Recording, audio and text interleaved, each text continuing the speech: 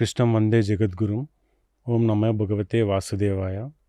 నా పేరు దోమకొండ శ్రీకాంత్ గుప్తా అండి. నేను రెగ్యులర్గా కేసీ టాక్స్ ఫాలో అవుతుంటాను. మహాభారతం ఎపిసోడ్స్ మొత్తం విన్నాను. సో ఇప్పుడు రామాయణం కూడా ఫాలో అవుతున్నాను. నాకు ఒక 3 క్వశ్చన్స్ ఉన్నాయి. వాటి ఆన్సర్ తెలుసుకుందామని నేను కృష్ణ చైతన్య గారి దగ్గరికి వచ్చాను కేసీ టాక్స్కి. సో వారిని అడిగి ఈరోజు నా డౌట్స్ క్లియర్ చేసుకుంటాను. హరే కృష్ణ కేసీ గారు. హరే కృష్ణ. కేసీ గారు, నేను 1 ఇయర్ నుంచి మీ కేసీ టాక్స్ ఫాలో అవుతున్నాను. సో మహాభారతం మొత్తం ఎపిసోడ్లు విన్నాను. ప్రశ్నావళి కూడా మొత్తం చూస్తున్నాను ఇప్పుడు. రామాయణం కూడా ఆల్మోస్ట్ నేను అన్ని ఎపిసోడ్లు ఫాలో అవుతున్నాను. నాకు మహాభారతంలో ఒక చిన్న సందేహం ఉంది. నా మొదటి ప్రశ్న, మహాభారతంలో పాపాల గురించి, పుణ్యాల గురించి, కర్మల గురించి చెప్పారు. కానీ దానం గురించి ఏం చెప్పారనేది నేను మీ దగ్గర తెలుసుకుందామని వచ్చాను. సో దానం గురించి టాపిక్ వచ్చినప్పుడల్లా ఎప్పుడు కూడా కర్ణుడు గురించే మాట్లాడుతున్నారు అందరూ. దానకర్ణుడు. సో మనం కూడా ఎవరికైనా క్యాజువల్గా చెప్పాలంటే దానకర్ణుడు రా వాడు, దానం బాగా చేస్తాడు, ఎవరైనా దానం చేయగానే మనం అలా అంటాం మనము. సో కర్ణుడే దానం చేశాడా? మిగతా ఎవరు దానం చేయలేరా? అంత గొప్పవాళ్ళు ఎవరు లేరా? సో కర్ణుడు అనేవాడు ఒక అసురుడు అని మనం అంటాము. సో అసురుడిని మనం ఎందుకు గుర్తు చేసుకుంటున్నాము దానం విషయంలో? సో దానం చేసిన వాళ్ళలో గొప్పవాళ్ళు ఎవరు లేరా? తర్వాత బలి చక్రవర్తిని కూడా మనము దానం చేశాడని అంటారు. సో బలి చక్రవర్తిని పోనీ ఎందుకు గుర్తు చేసుకోం? మనం కర్ణుడిని ఒక్కడిని ఎందుకు గుర్తు చేసుకుంటాము? ప్రీణయామో వాసుదేవం. శ్రీకాంత్ గారు, మీరు అడిగిన మొదటి ప్రశ్న, అసలు దానము యొక్క ప్రాముఖ్యత ఏమిటి? What is the importance of దాన? ఇది కదా మీరు తెలుసుకోవాలని అనుకుంటుంది. ప్లస్ మీకు దానం అని వినగానే మీకు గుర్తొచ్చేది కర్ణుడు. దానికి దానవీర సూరకర్ణ అనే ఒక టైటిల్తో వచ్చిన ఒక సినిమా దానికి ఒక ప్రైమరీ సోర్స్ అయి ఉండొచ్చు. అందుకనే దానం అనగానే కర్ణుడు గుర్తొస్తాడు. ప్లస్ అది మనం లౌకికంగా మనం వాడుతూ ఆ సినిమా ఇన్ఫ్లుయెన్స్ జనాల మీద చాలా ఎక్కువగా ఉంటుంది. అందులో తెలుగు వాళ్ళ మీద మరీ ఎక్కువగా ఉంటుంది సినిమా ఇన్ఫ్లుయెన్స్. సో దానివల్ల దానం అనగానే కర్ణుడు గుర్తుకు వస్తాడు. అసలు ఫస్ట్ దానం వల్ల వచ్చే ఇంపార్టెన్స్ ఏంటి? మహాభారతం దానం గురించి ఏం చెప్తుంది? దానం అనేది ఏంటి అంటే, ఒక మనిషి తను చేసిన కర్మని ప్యూరిఫై చేసుకోవటం కోసం చేసే ఒక ప్రక్రియ దానం. ఏంటంటే, నేను గతంలో చెప్పాను మీకు, ఇది కర్మభూమి. భూమి కింద లోకాలున్నాయి, భూమి పైలోకాలున్నాయి. ఎక్కడికన్నా ట్రాన్స్ఫర్ అవ్వాలి ఒక మనిషి అనుకుంటే ఖచ్చితంగా భూమి మీదకు వచ్చి సత్కర్మ కానీ, దుష్కర్మ కానీ, అకర్మ కానీ చేస్తేనే అతను పైనో కిందో ఎక్కడికో వెళ్ళగలడు. భూమికి ఇంకొక పేరే కర్మభూమి. సో ఇదొక ట్రాన్సిట్ పాయింట్ లాంటిది. సో పూర్వం మీరు అర్థం చేసుకోవడానికి ఇండియా నుంచి డైరెక్ట్గా అమెరికాకి ఫ్లైట్స్ ఉండేవి కావు. So Dubai, middle eastern countries అనేది ఒక పెద్ద స్టాప్. సో ఇవాళకి చాలామందికి ఏంటంటే ఆ కాలిఫోర్నియా, న్యూయార్క్ వదిలేసి అమెరికాలో ఇంకేదన్నా ఒక ప్లేసెస్కి మీరు వెళ్ళాలి, బాస్టను, అట్లాంటా ఇట్లాంటి వాటికి ఇంకా లోపలున్న ఎన్నో ప్లేసెస్కి వెళ్ళాలి అంటే దుబాయ్, మిడిల్ ఈస్టర్న్ కంట్రీస్ ఒక స్టాప్ లాంటివి అవి. అంటే ఇక్కడ నుంచి మిడిల్ ఈస్టర్న్ కంట్రీస్కి వెళ్ళి అది కూడా ఏంటంటే ఒక దోహా లేదా ఒక దుబాయ్ ఇట్లాంటి వాటికి వెళ్ళి అక్కడి నుంచి వేరే చోట్లకు వెళ్ళాలి. సో ఇది ఉపమానంగా మీకు అర్థం కావడం కోసం చెప్తున్నా. ఒకవేళ మనం భయంకరమైన పాపాలు చేసి కింద లోకాల్లో ఉన్నాం, అతల వితల సుతల తలాతల పాతాళ నరకలోకాలలో బ్రతికాం. అక్కడ తెలుసుకున్నాం, అయ్యో మనం తప్పులు చేశాం, దాన్ని బట్టి మనం కింద లోకాలకి వెళ్ళాం, ఇక ముందు ఈ తప్పులు చెయ్యకూడదు అనే ఒక కాన్షియస్నెస్ వచ్చింది, మనకి ప్రజ్ఞ వికసించింది. భగవంతుడు మనకి మళ్ళీ ఒక మనిషి శరీరంతో భూమి మీద జన్మించేటట్టు చేస్తాడు. ఈ భూమి మీద మనిషి జన్మించగానే స్వార్థం, నేను, నా అని కర్మబంధనంలో ఇరుక్కోకుండా వాడు జన్మరాహిత్యం పొందే సాధన చేస్తే డైరెక్ట్గా మోక్షం వాడికి వస్తుంది. లేదా విపరీతమైన సెల్ఫ్లెస్గా పుణ్యాలు చేస్తే, అంటే పుణ్యాలంటే ఏమిటండి అంటే, అతను ఏ స్వార్థము, ఎటువంటి స్వలాభము ఆశించకుండా చేసే ప్రతి పని పుణ్యమే. కానీ పుణ్యం కూడా కేవలం వైదిక ధర్మంలో చెప్పబడ్డది చేస్తేనే పుణ్యం.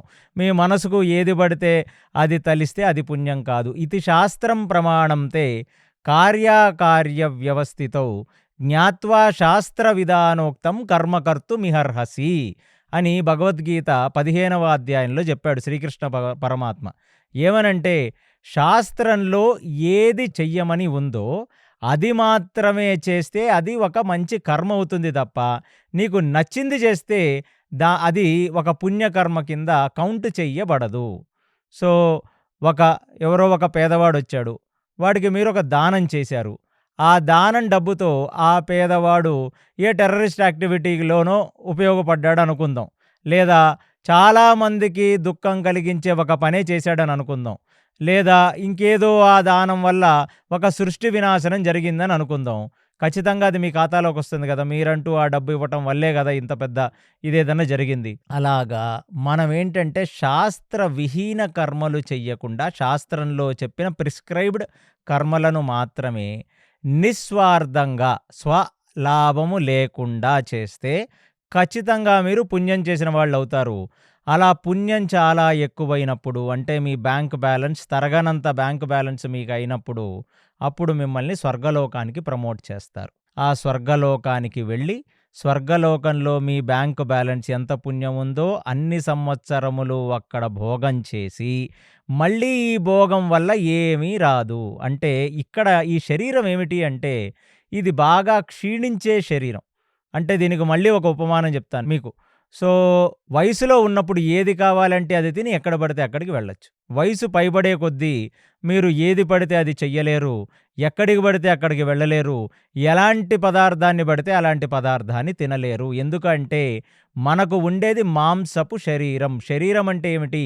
శీర్యతి ఇది శరీరం. ప్రతి క్షణం అది క్షీణిస్తూ ఉంటుంది. కాబట్టి మానవ శరీరంతో భోగం చెయ్యలేం. ఇవాళేదో మిడిమిడి భోగాలు చేసుకుంటూ మనమందరం మురిసిపోతాం. అమ్మో! డబ్బులుంటే మనం ఎంతైనా సుఖపడవచ్చు అని. ఎంత సుఖపడతాడు ఎవడైనా బాగా డబ్బున్నవాడు ఎంత సుఖపడతాడు? ఏసీలో పడుకుంటాడు. నిద్రను కొనుక్కోగలడా? 5 స్టార్ హోటల్‌కెళ్ళి అన్ని పాంచభాక్ష పరమాన్నాలు కనబడతాయి. కానీ వాడికి షుగరు, వాడికి బీపీ, వాడి గట్ ఇష్యూస్, డైజెషన్ ప్రాబ్లమ్స్ ఇవన్నీ ఉంటే వాడవన్నీ తినగలడా?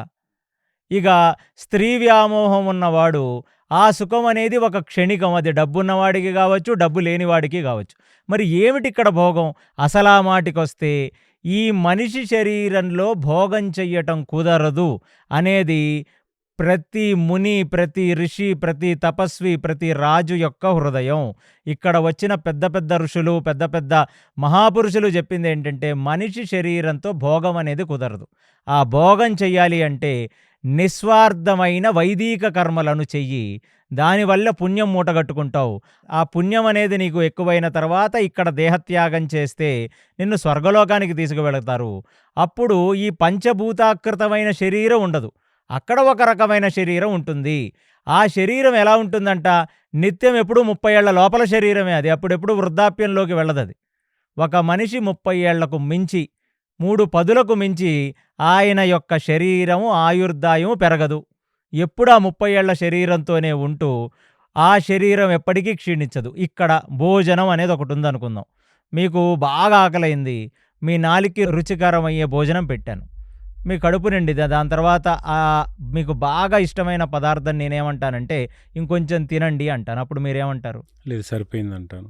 ఎగటు పుట్టేస్తుంది మీకు. అంటే ఏదైతే మీరు చాలా ఇష్టపడి తిన్నారో కడుపు నిండిన తర్వాత అది చేదుగా, వగరుగా, ఎగటుగా ఉంటుంది. అవునా? అవును. స్వర్గలోకంలో అలా ఉండదు. మీరు ఎంత కావాలంటే అంత ఆ ఆనందాన్ని ఇంకా 10, 15, 20 రెట్లు ఎక్కువ అనుభవించగలరు. అంటే భోజనం అనే ఒక దాంట్లో నేను మీకు ఒక చిన్న ఉదాహరణ చెప్పాను. అది అన్నిట్లోనూ ఆపాదించుకోవచ్చు. మీరు బయట నుంచి ఎండలో చెమటతో వచ్చారు. ఏసీలో పెట్టగానే మీకు హాయిగా ఉంటుంది. దానికి కొన్ని వందల రెట్ల ఆనందం స్వర్గంలో కలుగుతుంది. అందుకనే భోగం ఎప్పుడైతే మనిషి చేస్తాడో వాడి పుణ్యక్షీణమై వాడు మళ్ళీ భూమి మీదకే పుడతాడు. సో, కింద ఉన్నవాడు కింద లోకాల్లో పాపాలు చేసిన వాడైనా భూమి మీదకే రావాలి.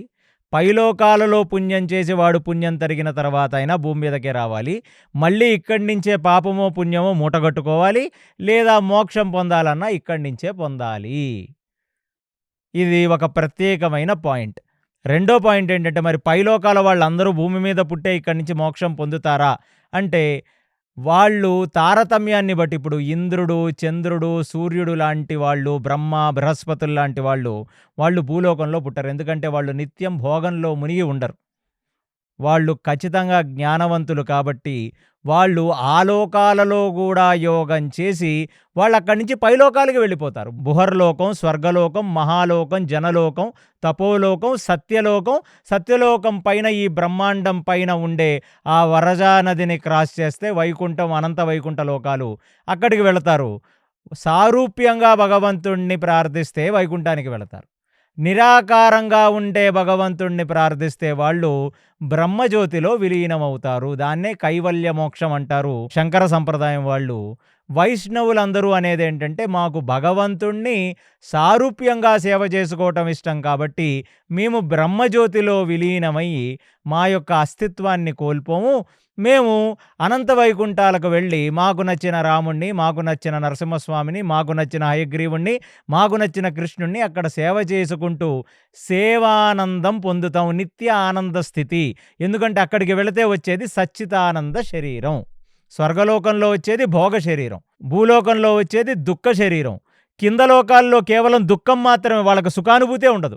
ఇక అతల వితల సుతల తలాతల పాతాళ లోకంలో కిందకు వెళ్ళే కొద్దీ సుఖము యొక్క అనుభూతి తగ్గుతుంది, దుఃఖము యొక్క అనుభూతి పెరుగుతుంది. ఎందుకంటే వాడు పాపం చేశాడు కాబట్టి వాడికి దుఃఖంతో వాడిని సంస్కరించాలి. ఇది ఎలాంటిది అంటే జైలు లాంటిది.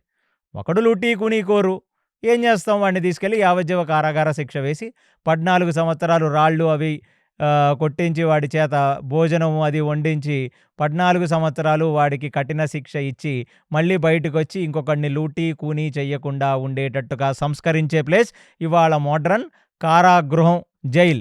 అలాంటిదే కింద లోకాలన్నీ జైలుతో సమానం, పైల లోకాలన్నీ 5 స్టార్ 7 స్టార్ హోటళ్లతో సమానం. ఇది ఉపమానం మాత్రమేనండి, మీరు అర్థం చేసుకోవడం కోసం చెప్తున్నాను. ఇక మధ్యలోకం మాత్రం కర్మభూమి. ఇప్పుడు ఇదంతా ఎందుకు చెప్పావు నాయన ఉపోద్ఘాతం అంటే, ఇక్కడ దానం అనే దాని ప్రత్యేకత ఏమిటి అంటే, అన్నిట్లోకి దానం గొప్ప అంటాం. దానం అనేది ప్రతి మనిషి చెయ్యాలి అంటాం. ఉత్తరం నుంచి దక్షిణ వరకు ప్రతి వాళ్ళు కార్తీక మాసం అని, దామోదర మాసం అని, అధిక మాసం అని చెప్పి వచ్చినప్పుడల్లా ఏదో ఒక దానం చేస్తుంటారు. ఏమిటి ఈ దానానికి ఉన్న ప్రత్యేకత అంటే, ఒక గృహస్థాశ్రమంలో ఉన్నవాడు దానం ఎందుకు చేయాలి? ఎందుకంటే నిత్యం మనం బ్రతుకుతున్న బ్రతుకు ప్రతి క్షణం నా నేను అనే ఒక బ్రతుకు బ్రతుకుతాం. ఒక సోమవారం పొద్దున 8 గంటలకు మీరు హైదరాబాద్ రోడ్ల మీదకి రండి. ట్రాఫిక్ జామ్ అయి ఉంటుంది. పొద్దున్నే పలహారం తిని టిఫిన్ తిని రోడ్ల మీదకి ఎక్కుతారు మనుషులందరూ, స్త్రీ పురుషులు ఇద్దరు కూడా. ఎందుకంటే ఇవాళ లింగభేదాలు లేవు కదా, ఇద్దరు కలిసి సంపాదిస్తున్నారు. సో ఎక్కడికి వెళుతున్నారు వీళ్ళంతా? సంపాదన.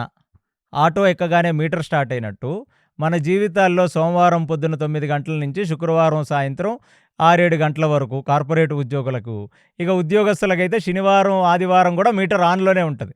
ప్రతి గంట ముందుకెళ్తున్న కొద్దీ ఏదో ఒకటి చేసి సంపాదన సంపాదించాలి.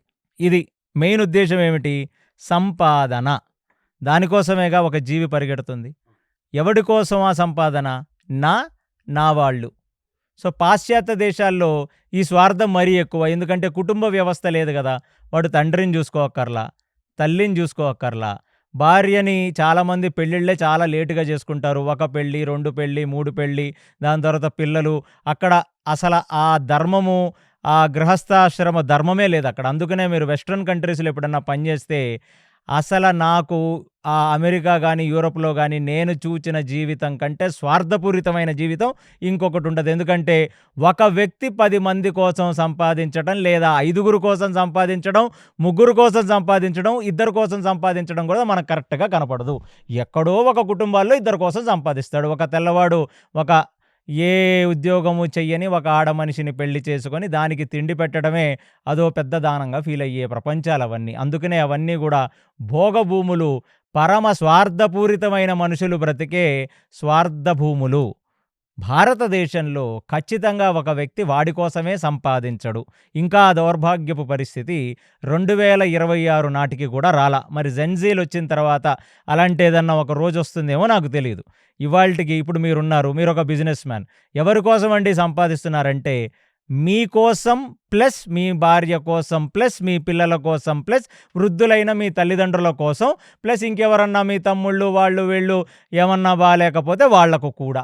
వ్యాపారం ద్వారా నా దగ్గర పనిచేసే వాళ్ళ కోసం కూడా. సో వ్యాపారం ద్వారా మీ దగ్గర పనిచేసే వాళ్ళకని మీరు అంటున్నారు. అది వెస్ట్రన్ కంట్రీస్లో అది కూడా ఉంది కదా. సో పనిచేసే వాళ్ళని వదిలేద్దాం, కుటుంబ వ్యవస్థ గురించి మాట్లాడుకుందాం. అయితే మీరు ప్లస్ ఓ నలుగురు, ఐదుగురు మీ మీద ఓ 4 జీవాలు ఆధారపడి ఉన్నాయా? 6 మంది ఉన్నాం. సో, గుండెల మీద చెయ్యేసుకొని ఎన్ఆర్ఐలను అడగండి. పాశ్చాత్య దేశాల్లో ఏ తెల్లవాడు ఎవరి కోసం సంపాదిస్తున్నాడో చూసుకోమనండి. మాక్సిమం ఒకడి కోసమో, మహా అయితే ఎక్కడో 100 కుటుంబాల్లో ఇద్దరి కోసమో సంపాదిస్తాడు. ఇది ఆర్యభూమి. ఇది సనాతన భూమి. ఇక్కడేంటంటే నేను నా సంపాదన, నా సుఖం, నా తిండి, నా సౌఖ్యం, నా భోగం అనే ఆలోచిస్తూ ఉంటే రోజులు గడిచే కొద్దీ మీలో స్వార్థం పెరుగుతుందే తప్ప మీలో ఏ వైరాగ్యము రాదు. అందుకనే ఇదంతా దానానికి లింక్ అయి ఉంది. అందుకే చెప్తున్నా. ఈ భూమిలో ఒక మనిషి సంపాదన అనేది తన కోసం ప్లస్ తన మీద ఆధారపడ్డ వాళ్ళ కోసం. ఇప్పుడు మిమ్మల్ని కట్టుకొని వచ్చిన భార్య కోసం మీరు సంపాదించడం పెద్ద గొప్పేముంది? ఎందుకంటే మిమ్మల్ని కన్న తల్లిదండ్రులు మీ 40, 50 వచ్చేసరికి వదిలేసి వెళ్ళిపోతారు.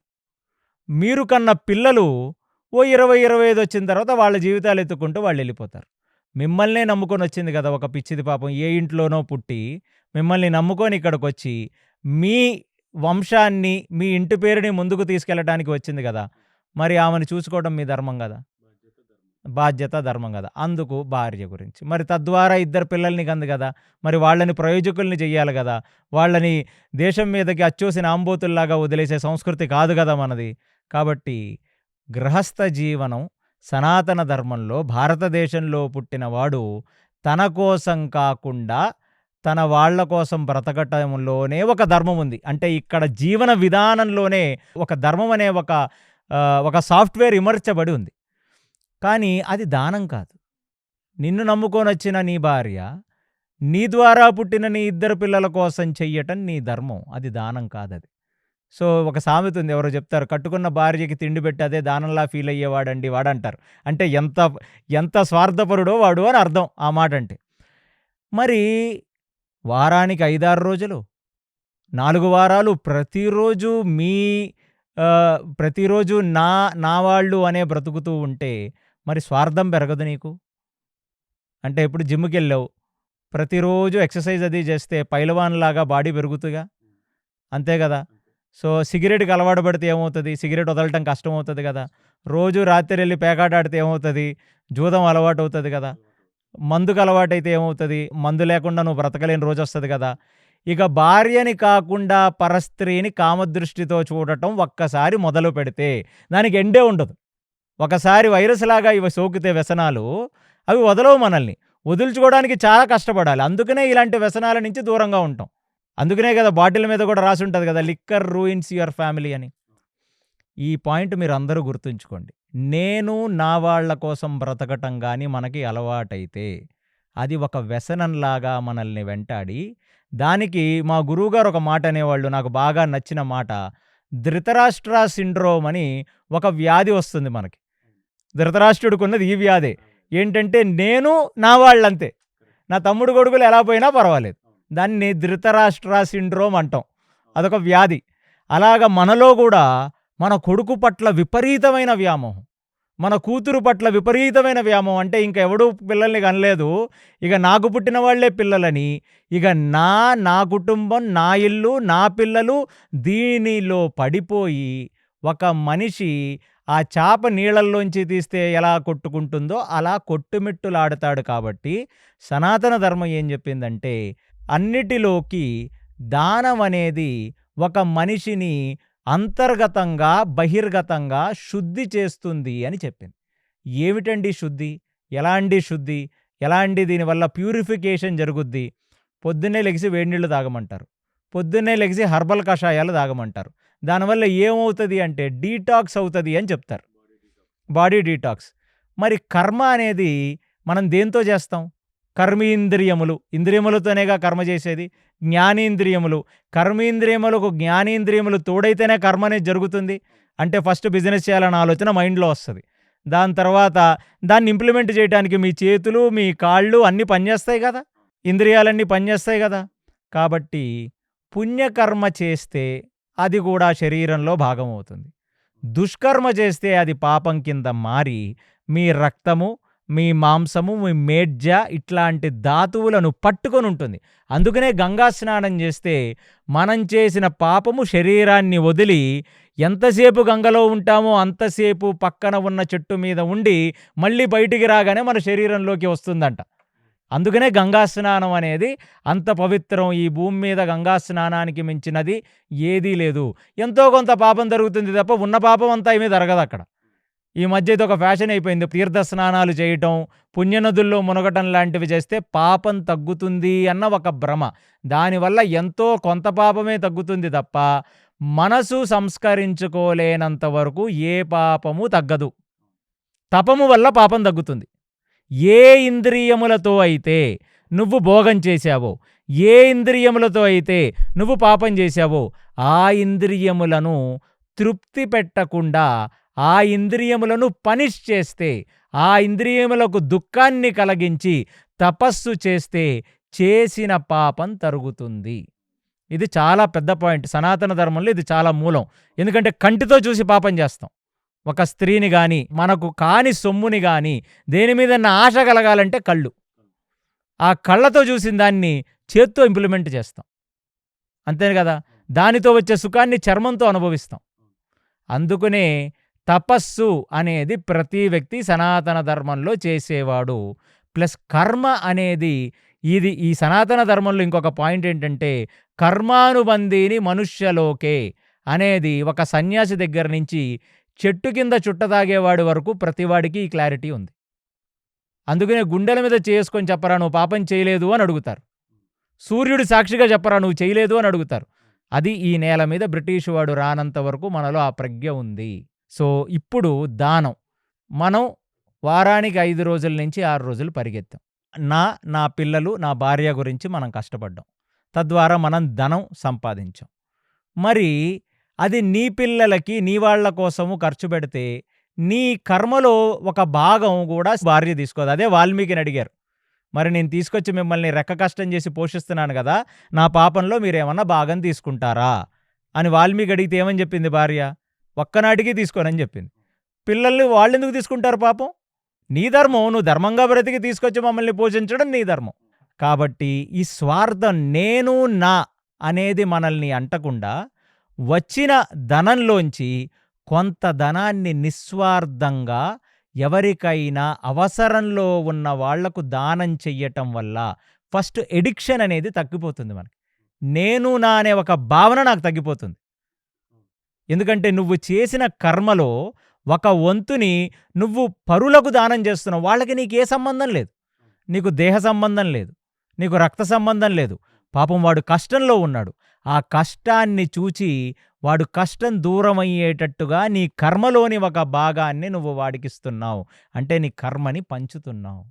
అందుకనే పూర్వం సన్యాసులు ఎవరి చేత్తో పడితే వాళ్ళ చేత్తో దానాలు తీసుకునేవాళ్ళు కాదు. వాళ్ళు పుణ్యాత్ములైతేనే వాళ్ళ చేత్తో దానాలు తీసుకునేవాళ్ళు. ఎందుకంటే దానం ఇచ్చినవాడు వాడు కర్మనిచ్చేస్తాడు, తీసుకున్నవాడు ఆ కర్మని భరించాలి. అందుకనే సనాతన ధర్మంలో ఇదంతా చాలా లాజికల్ అనమాట. సో దానం ఎందుకు ఇవ్వాలి ఒక మనిషి అంటే వాడు చేసిన కర్మని వాడు తగ్గించుకోవటం కోసం. ప్లస్ స్వార్థం అనేది నా కోసమే బ్రతుకుతుంటే 24 గంటలు ఆ సిగరెట్లు, 24 గంటలు ఆ మద్యం, 24 గంటలు ఆ మాంసం ఏది తినాలి. పొద్దున బ్రేక్ఫాస్ట్ నుంచి డిసైడ్ చేస్తాడంట తిండిపోతూ.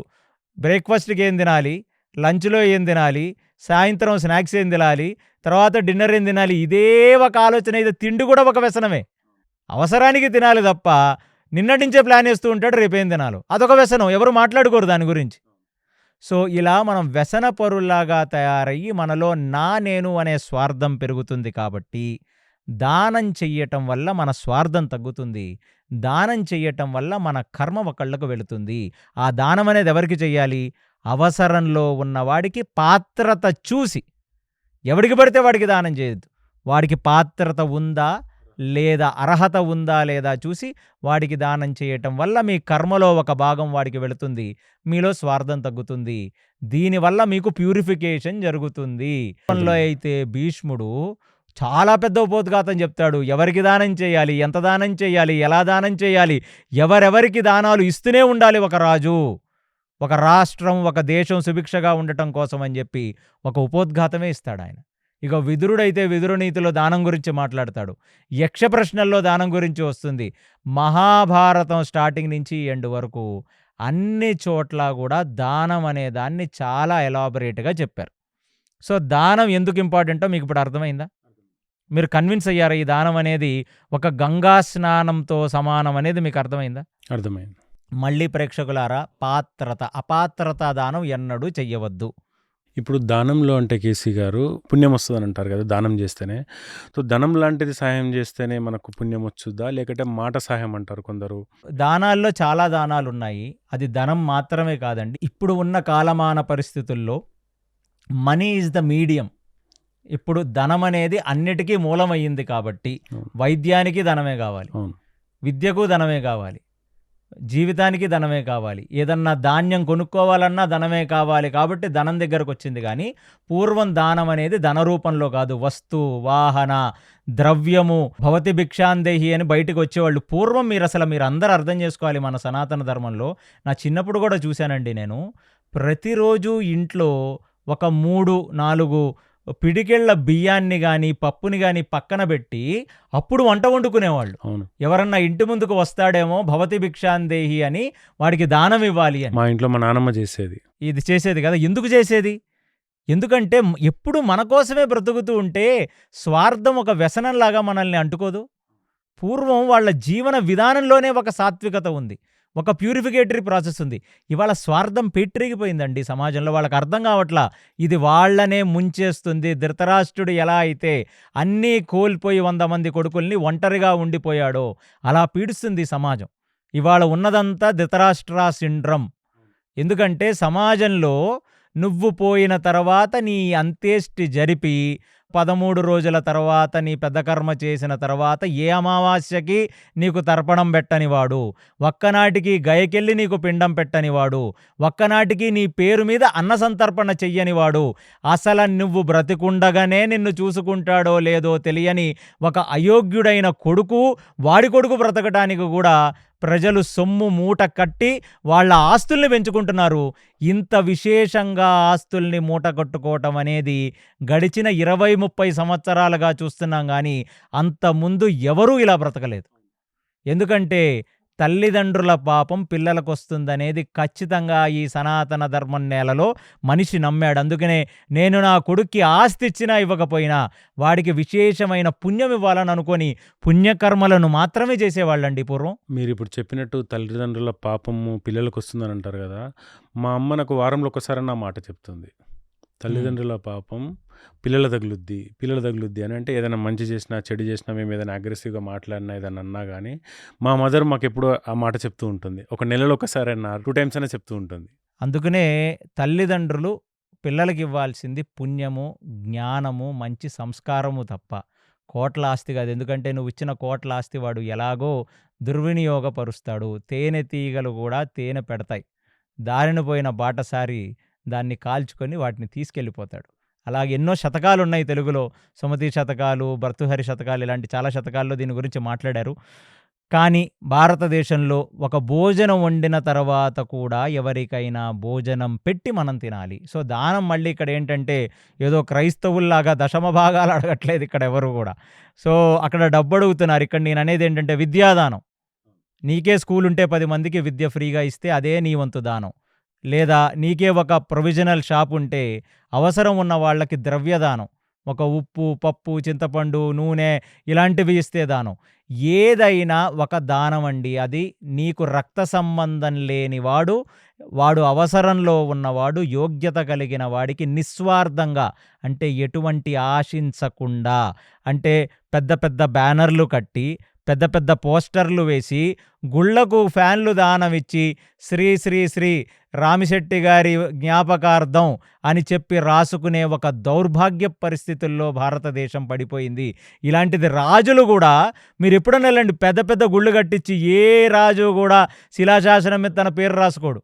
ఎందుకంటే దానం అనేది ఎడం చేత్తో చేసింది కుడి చేత్తో చేసింది ఎడం చేతికి తెలియకూడదు. దానం అనేది ఒక ప్యూరిఫికేటరీ యాక్టివిటీ, అది ఒక గంగా స్నానంతో సమానం అనేది భీష్ముడు శాంతి పర్వంలో ధర్మరాజుకు చెప్తున్నాడు దానం గురించి. ఇప్పుడు గొప్ప గొప్ప దానవంతులు ఎవరు? కర్ణుడు అందరికంటే గొప్ప దానవంతుడా అని మీరడిగిన క్వెషన్ అవును. అండి. నేను వేరే వాళ్ళు ప్రవచనకారుల్లో యూట్యూబ్‌లో నేను చూసిన వాళ్ళు గొప్ప గొప్ప వాళ్ళు చెప్పిన దగ్గర గూడా, వాళ్ళు గూడా కర్ణుడు ఎలాంటి దానం చేయలేడనే చెప్పారు. కానీ పబ్లిక్‌లో ఎందుకు అవేర్‌నెస్ వస్తలేదు? అంటే పబ్లిక్ ఎందుకు పబ్లిక్‌కి తెలుసుకోవట్లేదు? శాస్త్రాలేంటంటే నాకు తెలిసినంత వరకు ప్రవచనకారులు గడిచిన 20, 30 సంవత్సరాలో లేదా 10, 20 సంవత్సరాల్లో ఉన్నారు. ఎక్కువయ్యి అవేర్‌నెస్ చెప్పారు గానీ, ఒక డార్క్ ఏజ్ నడిచింది. నా తండ్రి గారి ఏజ్. అవును. మా తాతగారి తర్వాత మా జనరేషన్ మధ్యలో బేబీ బూమర్స్ అంటే ఈ ఇండస్ట్రియలైజేషన్ కొత్తగా కార్లు, కొత్తగా ఏసీలు, కొత్తగా ఫ్యాన్లు, కొత్తగా టెలిఫోన్‌లొచ్చిన మా 75, 80 ఆ తర్వాత. 70స్, 80స్ జనరేషన్‌లో ఒక డార్క్ ఏజ్ నడిచింది. ఎందుకంటే మనది అనుకునే దేని మీద మనకు ఒక మమకారం లేకుండా చేసిన ఒక శకం నడిచింది. అలాంటప్పుడు ఎవరికీ గూడా ప్రాపర్‌గా రామాయణ, మహాభారతాలు తెలియకపోవటం వల్ల సినిమా వాళ్ళు తీసిన రామాయణ, మహాభారతాలే నిజం అనుకోని అలా నమ్మి వాళ్ళలా అనుకుంటున్నారు. ఇవాళ నేను మీకు చెప్తాను అసలు శాస్త్రాల్లో ఎవరు అందరికంటే గొప్ప దానవంతులు అని ప్రథమ కక్షలో తీసుకొని ఉత్తమ దానం ఎవరు చేశాడు ఇప్పుడు వరకు భూమి మీద అంటే ఉత్తమోత్తమ దానాల్లో ఇద్దరిని పెడుతుంది శాస్త్రం. ఎవరంటే ఒకటి దదీచి ముని, 2 శిబి చక్రవర్తి. శిబి చక్రవర్తి. దదీచి ఎవరంటే ఇంద్రుడు వృత్రాసురుణ్ణి చంపాలి. ఇదొక పెద్ద కథ. వృత్రాసుర ఉపాఖ్యానం నేను మళ్ళీ చెప్తాను. అతన్ని చంపాలి. వృత్రాసురుడు ఒక అసురుడే, కానీ అతను గొప్ప విష్ణు భక్తుడు కూడా. అతన్ని చంపాలి విష్ణుమూర్తి. అతన్ని చంపాలంటే చంపలేక విపరీతమైన దుఃఖం పొందుతూ, విపరీతమైన క్లేశం పొందుతూ అసలు నేను ఇతన్ని చంపలేననే ఒక స్టేజ్ వచ్చేస్తే అతను వెళ్ళి శ్రీ మహావిష్ణువుని ప్రార్థిస్తే శ్రీ మహావిష్ణువు ఏం చెప్పాడంటే ఒక ఋషి ఉన్నాడు కింద, నిస్వార్థమైన వ్యక్తి, కేవలం బ్రహ్మజ్ఞానంలో ఉన్న వ్యక్తి, ఎప్పుడూ వజ్రాసనంలో కూర్చొని పండు ముసలివాడైనా కుండలినీ శక్తి జాగృతం చేసి మూలాధారం నుంచి సహస్రారం వరకు ఎప్పుడు కూడా ఆ ఎనర్జీని పైన ఊర్ధ్వరేకంగా తీసుకొని వెళ్ళి ఆయన విపరీతమైన తపస్సు చేయటం వల్ల ఆయన వెనుముక ఒక వజ్రంలాగా మారిపోయింది. అందుకనే చెప్పాను నేను, వెనుముక నిటారుగా ఉన్న జీవి కేవలం మనిషి మాత్రమే, వాడు మాత్రమే తపోసాధన, మోక్ష సాధన చేయగలడని. అలాంటి దదీచి ముని దగ్గరికి వెళ్ళి నేను ఇంద్రుణ్ణి, నాకు నీ వెనుముక కావాలి.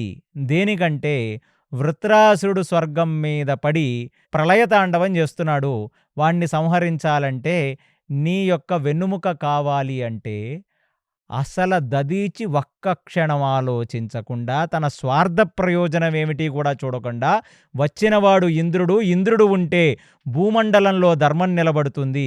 ఇంద్రుడు నిజంగా స్వర్గలోకవాసులందరూ సరిగ్గా ఉంటేనే సమయానికి వర్షాలు వస్తాయి, అంకురార్పణ జరుగుద్ది, మనకు తిండి దొరుకుద్ది, వాయువు ఉంటాడు, అందరూ బాగుంటారని చెప్పి లోకా సమస్తం సుఖినో భవంతు అన్నట్లుగా ఆయన తన శరీరాన్ని వదిలేసి ఒక్కసారిగా ఇలా పడిపోయాడు.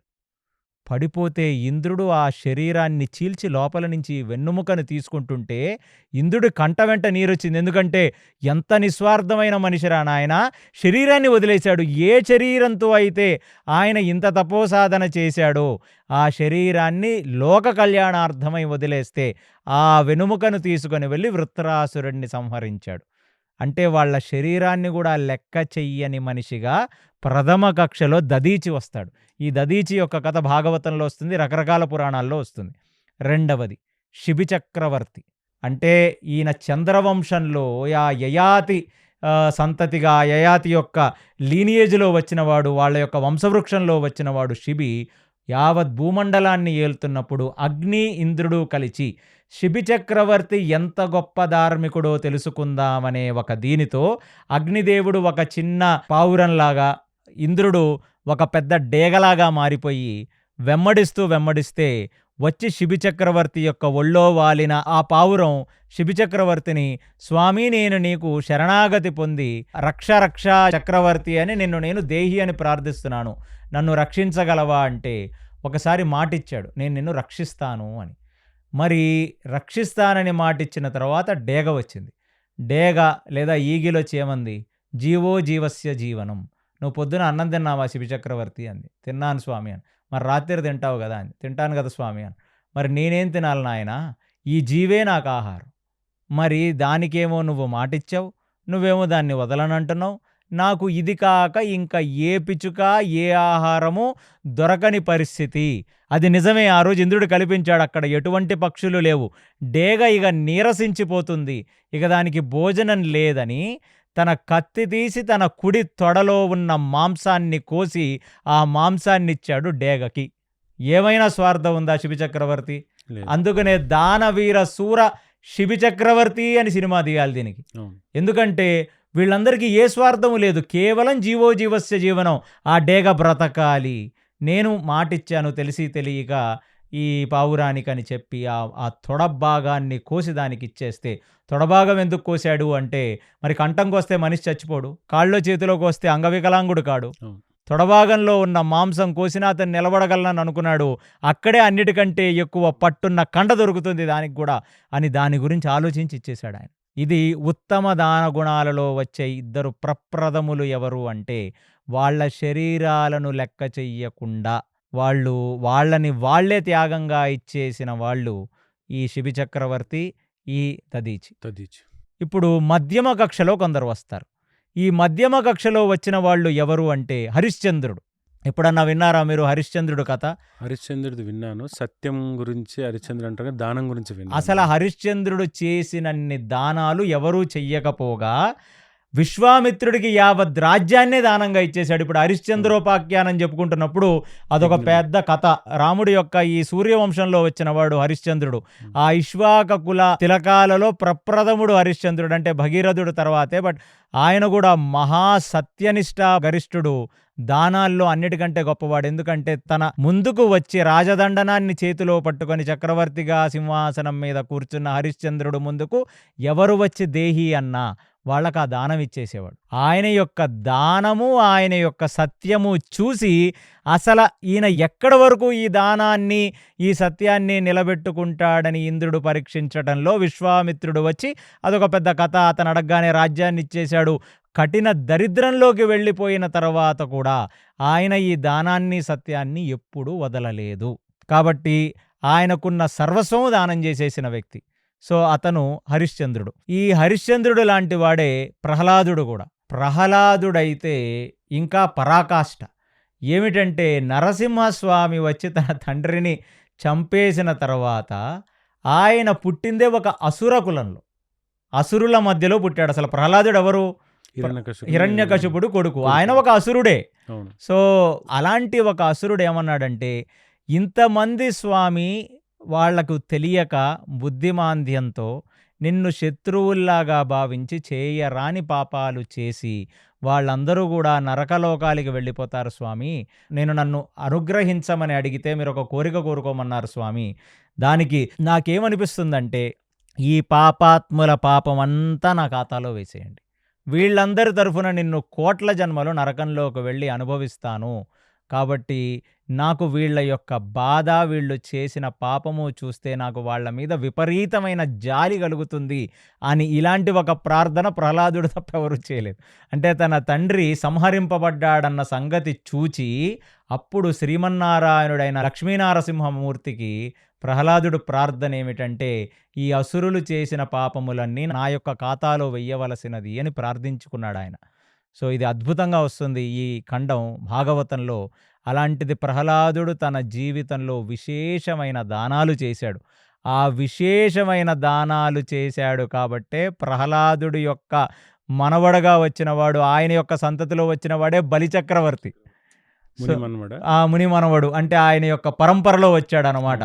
ఇక మధ్యమ కక్షలో దాన ధర్మాల గురించి లెక్క వేస్తే మన హరిశ్చంద్రుడు, ప్రహ్లాదుడు ఇత్యాది వాళ్ళు వస్తారు. ఇక కింద థర్డ్ సెక్షన్లో ఉత్తమ, మధ్యమ ప్లస్ కింద థర్డ్ స్టేజ్లో ఉన్న దాన ధర్మాల్లో వచ్చే వాళ్ళు ఎవరంటే నెంబర్ 1 బలిచక్రవర్తి. అంటే బలిచక్రవర్తి తను యుద్ధం చేసి ఇంద్రుడి దగ్గర సమస్తాన్ని లాగేశాడు.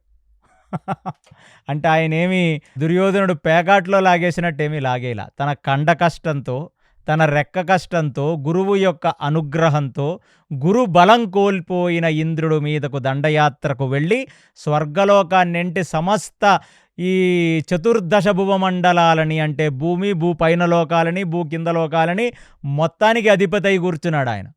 అలాంటిది శ్రీమన్నారాయణుడే ఒక చిన్న బాలుడుగా ఆయన ముందుకు వచ్చి నిలబడి నాకు దానం కావాలని అడిగినప్పుడు శుక్రాచార్యుడే వచ్చినవాడు సాక్షాత్తు నారాయణుడే అతనికి దానం ఇవ్వద్దని చెప్పి ఆ కమండలం లోపలికి వెళ్ళి ఒక తుమ్మెదలాగా మారితే అక్కడ ఆ నీళ్లు తర్పణంగా రాకపోతే ఆ చిన్న బాలుడైన వామనుడు ఒక చిన్న తీగతో పుల్లతో లోపలికి కమండలాన్ని గుచ్చటం వల్ల శుక్రాచార్యుడికి ఒక కన్ను పోయింది. అందులోంచి నీళ్ళొచ్చి తర్పణం వదిలిన తర్వాత ఏ రాజ్యాన్నైతే ఇంద్రుడి దగ్గర లాగేశాడో మళ్ళీ ఆ రాజ్యాలన్నిటినీ కూడా అతను శ్రీమన్నారాయణుడు దానంగా తీసుకొని దానిని ఇంద్రుడికి ఇచ్చాడు. అసలు తలుచుకుంటే బలి ఎటువంటి దానం ఇవ్వకుండా కూడా ఉండొచ్చు. తనది కాని దాన్ని తను దానం ఇవ్వటంలో గొప్ప ఏమిటి? అందుకే మీరు అధమ దానం అన్నారా ఇది అంటే, అతను రెక్క కష్టం చేసి సంపాదించిన దానమే కదా, గెలిచిందే కదా, గెలిచింది. అతనేమి తేరగా పేకాట్లో లాక్కున్నది కాదు, పాచికల్లో లాక్కున్నది అంతకంటే కాదు, రెక్క కష్టం చేసి యుద్ధం చేసి గెలిచినది.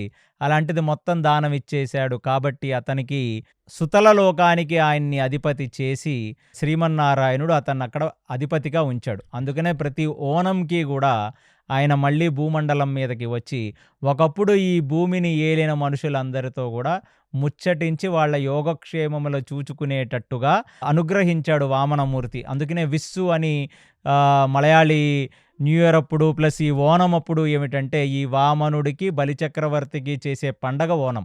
సో వాళ్ళందరూ కూడా బలి ఇంటికి వస్తాడని ఓణం సద్య వాళ్ళొక పెద్ద అరిటాకు మీద రకరకాల వంటకాలన్నీ చేసి బలికి వామనమూర్తికి నివేదించి వామనమూర్తికి నివేదించిన దాన్ని బలికి నివేదించి దాన్ని వాళ్ళు ప్రసాదంగా స్వీకరిస్తారు. సో బలిచక్రవర్తి. అది కాకుండా ఇంకొక విశేషమైన మనిషి ఎవరంటే రంతిదేవుడు అని భాగవతం చెప్తుంది. ఎవరంటే ఆయన ఒక పెద్ద గొప్ప రాజు. ఆయనకి కనీసం ఒక 15-20 రోజుల పాటు విపరీతమైన క్షయం వచ్చి తినటానికి భోజనం లేకపోతే చివరాఖరిగా ఆ 15వ రోజు ఆయన చేతికి ఇంత అన్నము అతను శరీరాన్ని నిలుపుకోవడానికి ఇంత వస్తే అదే సమయంలో ఒక సాధు వచ్చి భవతి భిక్షాందేహి నేను ఇది లేకపోతే చనిపోతానంటే ఆయనకి 15 రోజులో 20 రోజులు ఆ సంఖ్య భాగవతం చెప్తుంది. దాని తర్వాత చేతికి వచ్చిన ఆ పిటికెడి అన్నాన్ని ఆయనకి దానం ఇచ్చేస్తే దాని తర్వాత ఇంకొకడు వచ్చి ఆ కమండలంలో కొన్ని నీళ్లుంటే నాకు నీళ్లు కావాలి స్వామి, నా నోరెండిపోతుంది, నేను చచ్చిపోతానంటే ఆ నీళ్లు కూడా దానం ఇచ్చేస్తాడు ఆయన. అంటే తనకి అవసరం ఉన్న అవతల వ్యక్తి వచ్చి దేహి అని ప్రార్థన చేసి భిక్షాందేహి అని అర్జిస్తే ఉన్నదాన్ని కూడా ఇచ్చేస్తాడు. అది అధమ కక్షలో ఉన్న దానమూర్తులు వీళ్ళు. వీళ్ళల్లో ఎక్కడా కూడా కర్ణుడు ప్రస్తావన రాలేదు. ఆ మాటికి వస్తే కర్ణుడు కంటే విశేషమైన దానమూర్తి భీష్ముడు. కర్ణుడు కంటే విశేషమైన దానమూర్తి పాండురాజు. వీళ్ళు ఇన్ని దానాలు చేశారట్టుగా చెప్తుంది మనకి మహాభారతం. కర్ణుడు కంటే విశేషమైన దాన సంపన్నుడు ధర్మరాజు. ఎంత దానం చేయాలో అంత దానం చేశాడు. అశ్వమేధ యాగంలో రాజసూయ యాగాలు జరుగుతున్నప్పుడు విశేషమైన దానాలు చేశారండి వీళ్ళు. అన్ఫార్చునేట్లీ ఏంటంటే సినిమా వాళ్లకు నచ్చింది కాబట్టి ఒక క్యారెక్టర్ని విక్టిమైజ్ చేసి తల్లి వదిలేసిందని పనికిమాలిన కథలు చెప్పి మనల్ని నమ్మించి ఇక దానవీర సూరకర్ణ కక్షలోకి కర్ణుడిని వేశారు. కర్ణుడు అనేవాడు చేసిన దానం తన యావత్ జీవితంలో ఏమీ లేదు. ఇది కేవలం షార్ట్లల్లో రీళ్లల్లో యూట్యూబుల్లో చూసుకోవడానికి పనికొస్తుంది. ఆఖరికి కవచకుండలాలు ఆయన దానం చేసింది కూడా ఒకటి ఆశించి తప్ప, ఆయన ఆ శక్తి అనే ఒక ఆయుధాన్ని ఆశించి దానివల్ల అర్జునుడిని సంహరించచ్చు అనే ఒక స్వార్థం తప్ప కర్ణుడు చేసిన విశేషమైన దానాలేదీ కాదు. ప్లస్ ఇంకొకటి మీరు అందరూ అర్థం చేసుకోవాలి, ఈ రంతిదేవుడి యొక్క కథ ఆయనకి అవసరం ఉన్న దాన్ని ఇచ్చేశాడు కదా. దానం అనేది ఎప్పుడైనా మీకు అవసరం లేనిది ఇస్తే అది దానం కాదు, మీకు అవసరం ఉన్నదాన్ని ఇస్తేనే దానం. అందుకనే మనం చాలా తప్పు చేస్తాం. మనం వాడేసిన చెప్పులు, వాడేసిన బట్టలు, మనం తినేసిన తర్వాత మిగిలిన అన్నం, అయ్యయ్యో ఇది చాలా అన్యాయం, చాలా అమానుష్యం, అది చాలా తప్పు, అవైదికం. అది పూర్వం మీకు చెప్పాను కదా, నేను తినక ముందు తీసి పక్కన పెట్టి దానం ఇవ్వాలే తప్ప తిన్న తర్వాత మిగిలిపోయిన దానిని కేవలం పశువుకి మాత్రమే ఇవ్వాలి. నార్త్ ఇండియాలో ఒక సామెత ఉంది, పైలే రోటీ గాయకి ఆఖరి రోటీ కుత్తేకి అని. మీరు తిని వదిలేసిన దానిని మాత్రం దయచేసి దానంలాగా భావించి మన ఇళ్లల్లో పనిచేస్తున్న వాళ్లకు మీరిచ్చినట్లయితే చాలా పాపం తీసుకోవాల్సి వస్తుంది. మీకు మీ ఎంగిలి ఒకళ్లకు దానం ఇవ్వకూడదండి. మీకు నిజంగా ప్రేమ కారిపోతుంటే ఇంట్లో పనిచేసే వాళ్ళకి కూడా మీరు ముందే అన్నం తీసి మీరు తినక ముందు తీసి పక్కన పెట్టింది మాత్రమే ఇవ్వాలి. ఎందుకంటే మనం వాళ్ళలో భగవత్ తత్వాన్ని చూసి ఇవ్వాలి. ఆ మాటికొస్తే చివరాఖరిగా మీకు చెప్తున్నాను, పరోపకారార్థమిదం శరీరం. మనిషి శరీరము యొక్క ప్రయోజనమేమిటి అంటే పరులకు ఉపకారం చెయ్యటమే మనిషి శరీరము యొక్క ప్రయోజనం అనేది ఇది ఉపనిషత్ సూత్రం. ఎందుకండి పరోపకారార్థం ఇదం శరీరం అంటే మనం బ్రతకాలంటే మన నాలిక నుంచి మన మలద్వారం వరకు 1 ట్రిలియన్ బ్యాక్టీరియాలన్నీ సూక్ష్మజీవులన్నీ ఒకటయ్యి మన గట్ హెల్త్ అని ఒకటి ఉంటుంది. అందులో మైక్రోబ్స్ ఉంటాయి. ఆ గట్ హెల్త్లో ఉండి మన పచన శక్తికి మనకు హెల్ప్ చేస్తాయి. ఇవాళ ఆ బ్యాక్టీరియా తక్కువైపోతే మనకు గ్యాసు, మనకు పైన బర్పింగు, ఎసిడిటీ లాంటి సమస్యలు వస్తున్నాయి. ఎందుకు వస్తున్నాయి అంటే మీ యొక్క ఆలోచన విధానం బాగోక గట్ బ్రెయిన్ యాక్సెస్ అంటారు. ఎప్పుడు స్వార్థం, నేను, నా, కుళ్ళు, కల్మషం, కచ్చా లాంటి మనసులో పెట్టుకొని దీనివల్ల మీ కడుపులో ఉన్న సూక్ష్మజీవులన్నీ చనిపోవటం వల్ల, ఈ గట్ బ్యాక్టీరియా చనిపోవటం వల్ల మీకు ఆరోగ్యం దెబ్బతింటుంది. అంటే 1 ట్రిలియన్ బ్యాక్టీరియాలు ఒకటై మన పచన శక్తికి ఉపయోగపడితే తిన్న అన్నం జీర్ణించుకునే ఒక దౌర్భాగ్యపు డిపెండెంట్ బ్రతుకులు మనవి. అలాంటిది మనం తినే తిండి వల్ల అవి సమృద్ధి చెందుతాయి. అవి బాగుంటే మనం సమృద్ధిగా ఉంటాం. దాన్ని సింబయాటిక్ రిలేషన్షిప్ అంటారు. అంటే మన శరీరం నిలబడాలంటే మన లోపల ఉన్న సూక్ష్మజీవులు బ్రతకాలి. ఈ ఒక్క ఆధారంగా మనకి ఉపనిషత్ సూత్రం ఏం చెప్తుందంటే పరోపకారార్థం ఇదం శరీరం. పరులకు ఉపకారం చెయ్యటానికే మనిషి యొక్క శరీరం. అలా ఒక మనిషి బ్రతుకుతే వాడు ధర్మమునందు పూనిక ఉన్నవాడై ధర్మజాగృతి కలిగి వాడిలో సత్వజాగృతి కలిగి వాడి వల్ల ఎటువంటి తప్పు జరగకుండా భగవంతుడే కాపాడతాడు. అంటే ఇప్పుడు మనకి మీరు భారతంలో ధర్మరాజు అండ్ మనకి భీష్ముడు వాళ్ళందరూ దానము చేసిన దాని గురించి చెప్పారు కదా. సత్యహరిశ్చంద్రుడు కూడా. అంటే వీళ్ళిద్దరిని ఎప్పుడు సత్యానికి ధర్మానికి అక్కడ మన మైండ్లో కూర్చోబెట్టేసి దానం అనేసరికంటే కర్ణుడి దగ్గర తీసుకొచ్చారు మనల్ని. అంటే ఒకటి మీరు అర్థం చేసుకోవాల్సింది, కేవలం ప్రాంతీయంగా ఒక రాష్ట్రమో 2 రాష్ట్రాల వాళ్ళు నమ్మితే సరిపోదండి ఇది. సో యావత్ భారతదేశంలో మీరు అందరూ అర్థం చేసుకోవాల్సింది, కర్ణుడిని కేవలం సినిమా వాళ్ళు, సీరియళ్ళ వాళ్ళు హీరోని చేశారు. అది కూడా సనాతన ధర్మం మీద జరిగిన ఒక పెద్ద కుట్ర. సో మన పురాణాల మీద, మన కృష్ణుడి మీద, మన ధర్మరాజు మీద మనకే ఒక రకంగా చికాకు, ఒక రకంగా నమ్మకం కోల్పోవాలి అంటే వీళ్ళని హీరోని చేయాలి. ఇది కమ్యూనిస్టు వాదులు, దాని తర్వాత దీని వెనకాల చాలా పెద్ద కుట్రే ఉంది.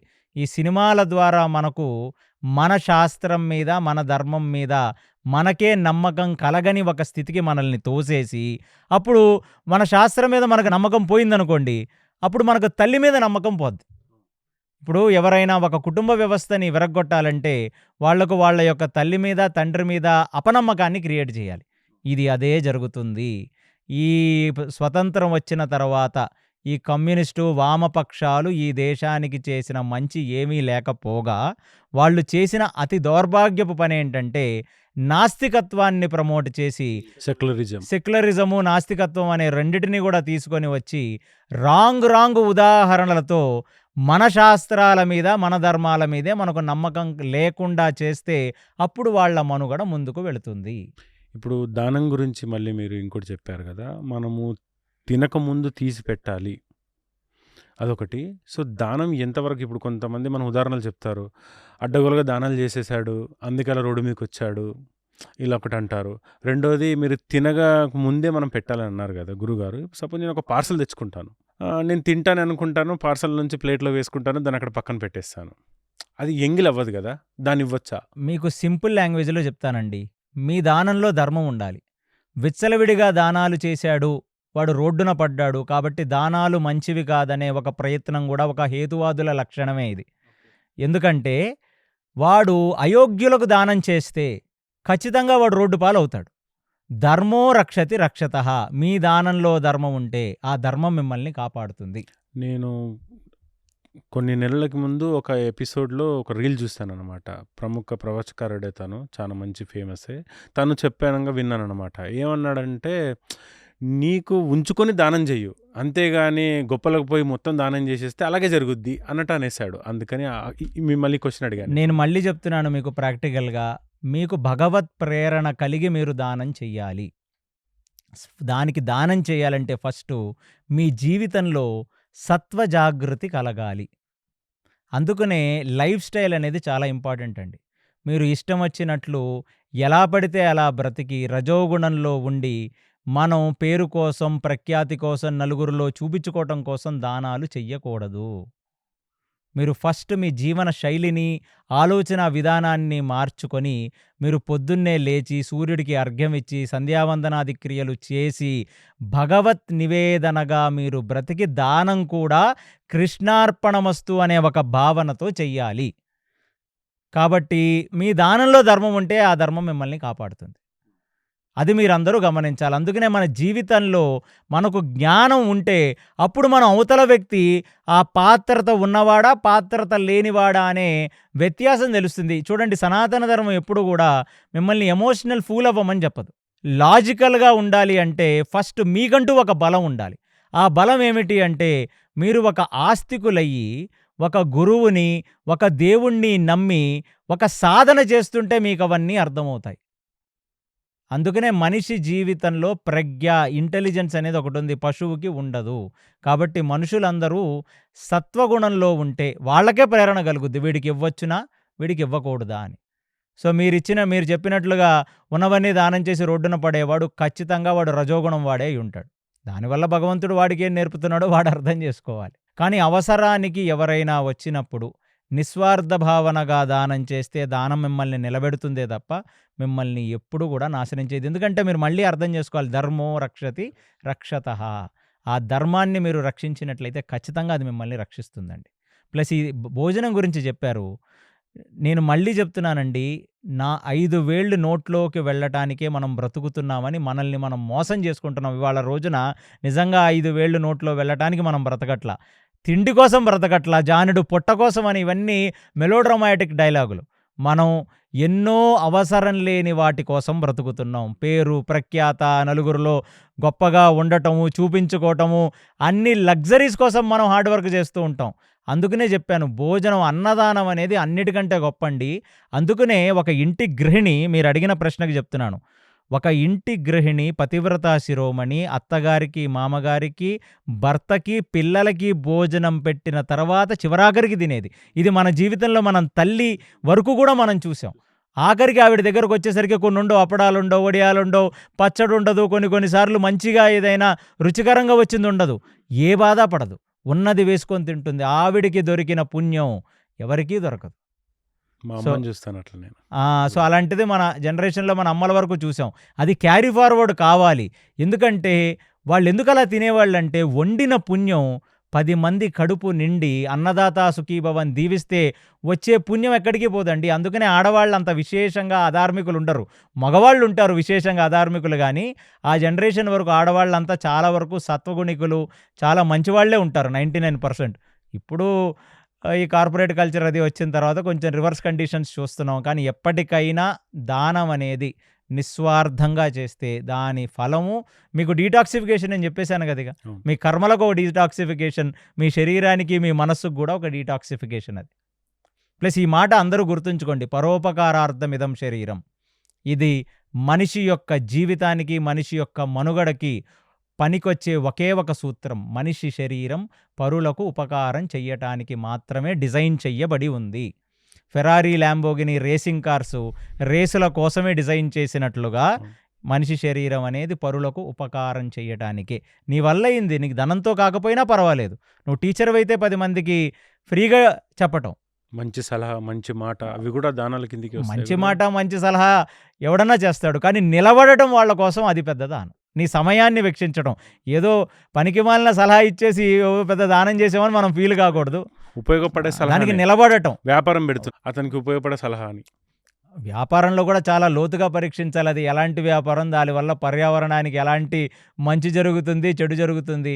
శాస్త్రం అనేది మనం లోతుగా వెళితే సత్వగుణికుడికి అది ఈజీగా అర్థమవుతుంది. రజోగుణుడికి లోపలికి వెళ్ళే కొద్దీ చాలా చిక్కుముళ్ళొస్తాయి వాడికి. అందుకనే నేను చెప్పాను, మన ప్రవర్తనలో ఫస్టు చేంజ్ రావాలి. మనలో సత్వజాగృతి కలగాలి. మనం తినే భోజనం దగ్గర నుంచి ఆలోచించే ఆలోచన వరకు మనలో సాత్వికత రావాలంటే భగవత్ నామాన్ని మనం పట్టుకోవాలి. ఒక దినచర్య అనేది ఒకటుండాలి. సూర్యోదయం ముందే లెగటం, సూర్యుడికి అర్ఘ్యం ఇవ్వటం, అక్కడితో స్టార్ట్ అవుతుంది ఈ గ్రాటిట్యూడ్. ఆయన వల్ల మన జీవితాలు నడుస్తున్నాయి. ఆయనకు ఒక అర్ఘ్యం ఇచ్చి స్టార్ట్ చేస్తాం మనం. ప్రత్యక్ష దైవం ఆయన. ఆయనే సాక్షీభూతం మనం చేసిన కర్మకి. సో, అందుకనే మనిషి జీవితంలో పుట్టిన వాడందరూ కూడా నిస్వార్థ దానాలు చేసి, వాళ్ళ కర్మలను వాళ్ళు డీటాక్సిఫై చేసుకొని, వాళ్ళ శరీరాల్ని కూడా వాళ్ళు డీటాక్సిఫై చేసుకోవటం. అన్‌కండీషనల్ దానం. మళ్ళీ కండిషన్స్ నాట్ అప్లైడ్. నా రెండో ప్రశ్న కేసీ గారు, సనాతన ధర్మంలో గురించి, దశావతారం గురించి. దశావతారంలో బుద్ధావతారం గురించి కూడా చెప్తున్నారు కదా. సో, బుద్ధుడు అనేవాడు విష్ణుమూర్తి అంశలో పుట్టినవాడేనా? ఇప్పుడు కలియుగంలో దశావతారం వచ్చేసిందా మరి? సో, మీ దృష్టిలో బుద్ధుడు దశావతారంలో ఒక భాగమేనా అనే కదా మీ ప్రశ్న? చాలామంది ప్రవచనకారుల దగ్గర నుంచి కూడా విన్నాను. అన్ని అవతారాల గురించి చెప్తుంటే బుద్ధ అవతారం గురించి కూడా చెప్తున్నారు. సో, బుద్ధ అవతారం గురించి చెప్తుంటే ఒక రిలీజన్ వాళ్ళే దాన్ని ఎందుకు పాటిస్తున్నారు? మనము జస్ట్ గోడల పెయింటింగ్ల దగ్గరనో అక్కడ ఎందుకు ఆగిపోయాం మన హిందువులం? ఇది ఒక సూక్ష్మమైన క్వెషన్. దీనికి నాకు తెలిసిన ఆన్సర్ నేను చెప్తాను. సో, మరి ప్రజలందరూ ఏమనుకుంటున్నారనేది మనం పక్కన పెడదాం. ఎందుకంటే ఇది నేనెప్పుడు కూడా ఒక క్వెషన్‌ని నాకు నచ్చింది చాలా కాన్ఫిడెన్స్‌తో చెప్పాను. ఇది చాలా డీప్ క్వెషను. చాలా కాంట్రోవర్షియల్ క్వెషన్ ఇది. ఉన్న ఫ్యాక్ట్స్ చెప్తాను మీకు అసలు ఏమిటి అనేది. ఇప్పుడు భాగవతం ఆధారంగా తీసుకుంటే బుద్ధుడు ఖచ్చితంగా 9వ అవతారంగా భాగవత పురాణం చెప్తుంది. 8వ అవతారం ఏమిటి అంటే బలరాముడు అని చెప్తుంది భాగవతం. ఇది భాగవత హృదయం. సో, మనం ఫస్ట్ నుంచి లెక్కేద్దాం. మత్స్య, కూర్మ, వరాహ, నారసింహ, వామన, పరశురామ, రామ, బలరామ, బౌద్ధ, కల్కి. అసలు కృష్ణుడు లేడిందులో. ఎందుకంటే భాగవతం ప్రకారం కృష్ణుడు అనేవాడు ఒక అవతారం కాదు, కృష్ణస్తు భగవాన్ స్వయం అని భాగవతంలో మొదటి అధ్యాయంలో చెప్పబడి ఉంటుంది. సో, కృష్ణుడే అన్నిటికంటే మూల పురుషుడు అనేది భాగవత హృదయం. అందుకలే కృష్ణుడిని చేర్చలేదు భాగవతం. అట్లాంటప్పుడు మళ్ళీ బలరాముడు అన్నారు కదా. బలరాముని అతని దీనివల్ల మనకు లోక కళ్యాణం ఏం జరిగింది మరి? రైట్, మంచి ప్రశ్న. సో, ఇప్పుడు నేను ఫస్ట్ బుద్ధుడు గురించి చెప్తాను. బలరాముడి గురించి ఒక సపరేట్ పాడ్‌కాస్ట్ చేద్దాం. ఉన్నది మీరు అడిగినది బుద్ధుడు దశావతారంలో భాగమేనా? సనాతన ధర్మం వాళ్ళకి బుద్ధుడు ఆరాధ్యనీయుడేనా? ఇది అడ్రస్ చేద్దాం. ఇదే పెద్ద ప్రశ్న. ఇప్పుడు భాగవతం పక్కన పెట్టి విష్ణు పురాణం, విష్ణుమూర్తి గురించి చెప్పేది ఏం చెప్తుందండి విష్ణు పురాణం అంటే? విష్ణు పురాణంలో కూడా ఒక రకంగా బుద్ధుడు ఉన్నట్టుగా కొన్ని వర్షన్స్‌లో, లేదా బుద్ధుడు ప్లేస్‌లో కృష్ణుడు పెట్టారు ఇంకొన్ని వర్షన్స్‌లో. సో, ఏమిటంటే మత్స్య, కూర్మ, వరాహ, నారసింహ, వామన, పరశురామ, రామ, బలరామ, కృష్ణ లేదా బుద్ధ ప్లస్ కల్కి పెట్టారు. ఇక మిగతా పురాణాలు మత్స్య, కూర్మ, వామన ఇట్లాంటి పురాణాలలో రకరకాల వర్షన్స్ ఉన్నాయి. అసలు బుద్ధుడు అనేవాడు సనాతన ధర్మానికి చెందినవాడా? అసలు బుద్ధుడు అవతారం ఒకటి ఉందా అంటే మరి 1-2 పురాణాల ఆధారంగా బుద్ధుడు అనేవాడు ఖచ్చితంగా 9వ అవతారమే. ఎందుకంటే కృష్ణుడిది ఒక స్పెషల్ యునీక్ క్వాలిటీ ఏంటంటే, మన ఒక యుగం, సత్యయుగం, త్రైతాయుగం, ద్వాపర యుగం, కలియుగం, ఈ 4 యుగాలు ఒకటైతే ఒక మహాయుగం. ఈ మహాయుగాలు 71 అయితే ఒక మన్వంతరం. అలాంటిది 14 మన్వంతరాలైతే ఒక కల్పం. ఇప్పుడు మనం ఉన్నది 7వ మన్వంతరం. అందులో మనం ఉన్నది శ్వేతవరాహ కల్పం. ఇలా ఈ కాంప్లెక్స్ ఈక్వేషన్‌లో అసలు కృష్ణావతారం అనేది ఈ 71 మహాయుగాలలో కేవలం 28వ మహాయుగంలో మాత్రమే కృష్ణావతారం వస్తుంది.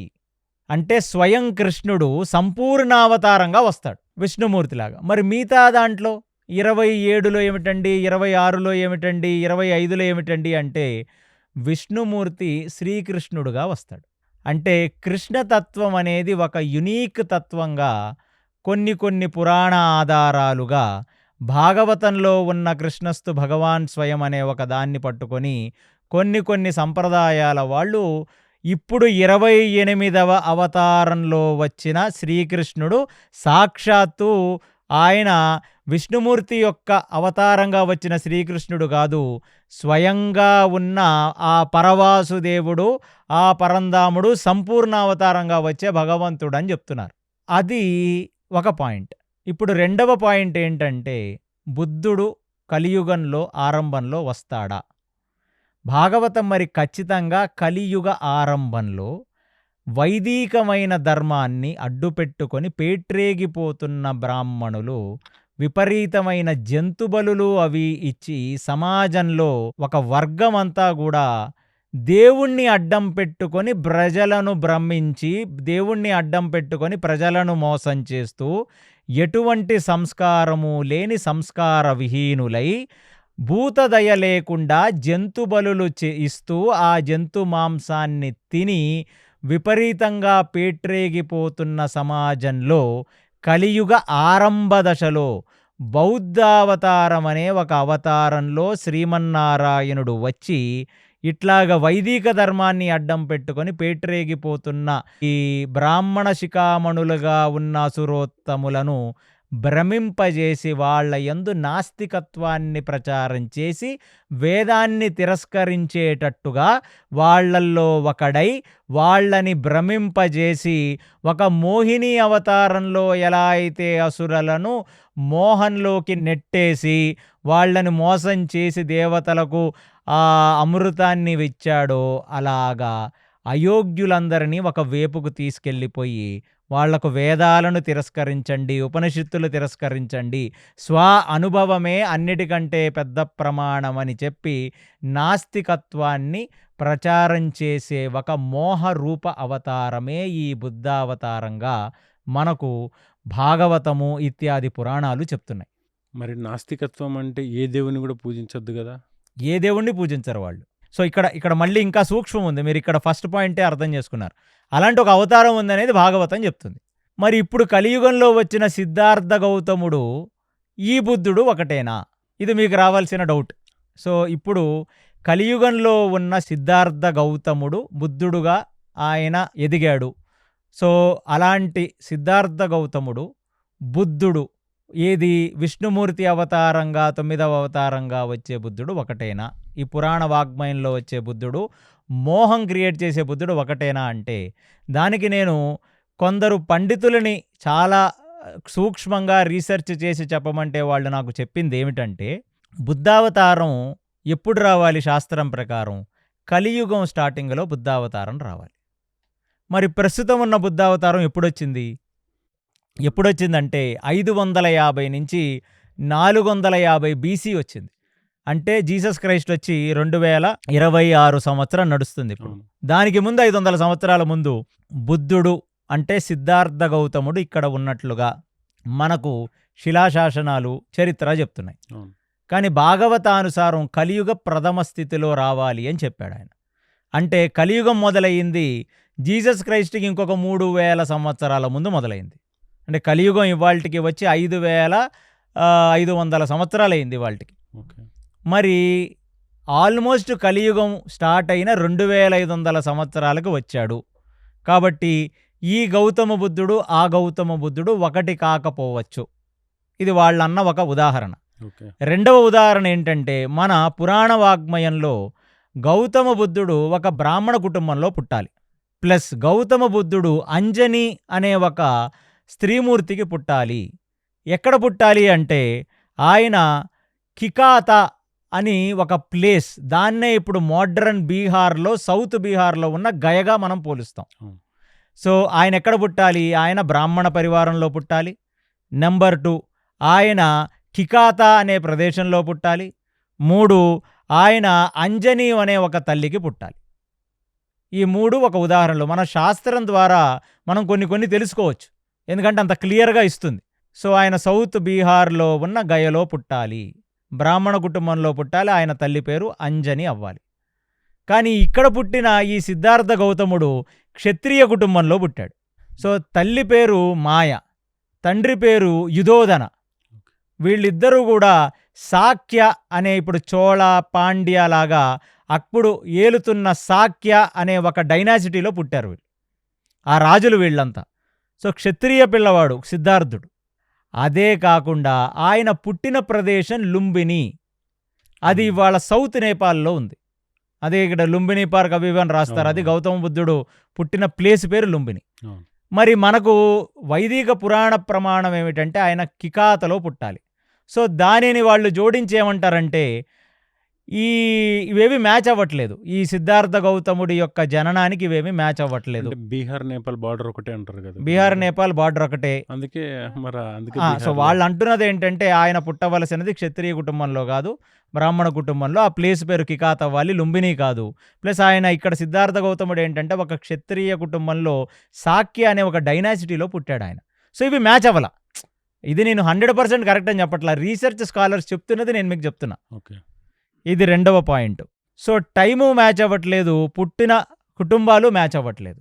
ఇక మూడవది ఏంటంటే బుద్ధుడు అంటే అవతారాల్లో 9వ అవతారంగా వర్ణించే విష్ణుమూర్తి వచ్చిన ఆ బుద్ధుడు యొక్క అవతార ప్రయోజనం ఏమిటంటే జంతు బలులను ఆపాలి, అహింస పరమోధర్మ అనే ఒక సూత్రాన్ని ఆయన ఒక రకంగా నాస్తికవాదాన్ని ప్రచారం చేస్తాడు. ఈ అసురులులా బ్రతుకుతున్న శాస్త్రాన్ని అడ్డం పెట్టుకొని ఆత్మవంచన చేసుకుంటున్న అన్ని వర్ణాల వాళ్ళు బ్రాహ్మణ వైశ్య క్షత్రియ శూద్రులందరినీ కూడా ఆయన మోహించి ఒక సపరేట్ కమ్యూనిటీని ఆయన క్రియేట్ చేస్తాడని చెప్తుంది. మరి గౌతమ బుద్ధుడు కేవలం ఆయన ఇచ్చిన తత్వాన్ని చూస్తే అహింస పరమోధర్మ అనేది ఎంతవరకు ఉందనేది మనకి స్పష్టంగా ఇవాళ ప్రాక్టికల్ బౌద్ధంలో లేదు. ఎందుకంటే మీరు టిబెట్ వెళ్ళినా, ఏ బుద్ధిస్ట్ కంట్రీస్ వెళ్ళినా ఒక్క తాయివాన్ వదిలేసి 99% బౌద్ధిస్టులు అందరూ కూడా నాన్ వెజిటేరియన్స్. నేను బెంగళూరు దగ్గర వెళ్ళాను, పెద్ద బుద్ధుడిది టెంపుల్ ఉంది, కుశాల్ నగర్. మైసూర్ నుంచి కూర్గ్ వెళ్ళేటప్పుడు మధ్యలో వస్తుంది. సో అక్కడ బుద్ధిస్టులు అహింస ప్లస్ మీరు అన్నట్టు జంతు బలి కోరుకుని ఉన్నప్పుడు వాళ్ళే తింటున్నారు అక్కడ. ఇది చాలా దౌర్భాగ్యం మరి. సో బుద్ధుడు నిజంగా అహింస పరమోధర్మ అనే సిద్ధార్థ గౌతముడు చెప్పాడా అంటే నాకు తెలియదు. ఎందుకంటే నేను బౌద్ధ ధర్మానికి చెందినవాడిని కాదు. కానీ నేను చూసిన బౌద్ధ భిక్షువులు ఎవరూ కూడా మాంసాహారం తినకుండా అయితే లేరు. కేవలం తైవాన్లో కొన్ని ప్లేసెస్లో బుద్ధిస్ట్ రెస్టారెంట్స్ ఉంటాయి, అక్కడ మాత్రమే ప్యూర్ వెజిటేరియన్ ఫుడ్ దొరుకుతుంది. సో అది చాలామంది అనుభవాల్లో ఉంది. సో నేనైతే ఏ ఫామ్ ఆఫ్ బుద్ధిజంలో కూడా మాంసాన్ని త్యజించే బుద్ధిజంని నేను చూడలా.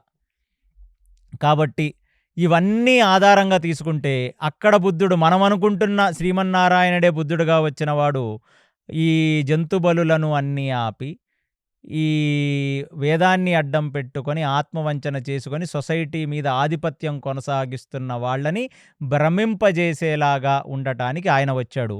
మరి ఈ గౌతమ బుద్ధుడు ఆయనకి ఉన్న ఏదో ఒక సూత్రాలని బౌద్ధాన్ని అంతా వర్ణించడానికి, వాళ్ళు దమ్మ అంటారు, మనం ధర్మ అంటాం, వాళ్ళు దమ్మ అంటారు, ఆ దమ్మ సూత్రాలను వర్ణించడానికి ఆయన వచ్చాడు.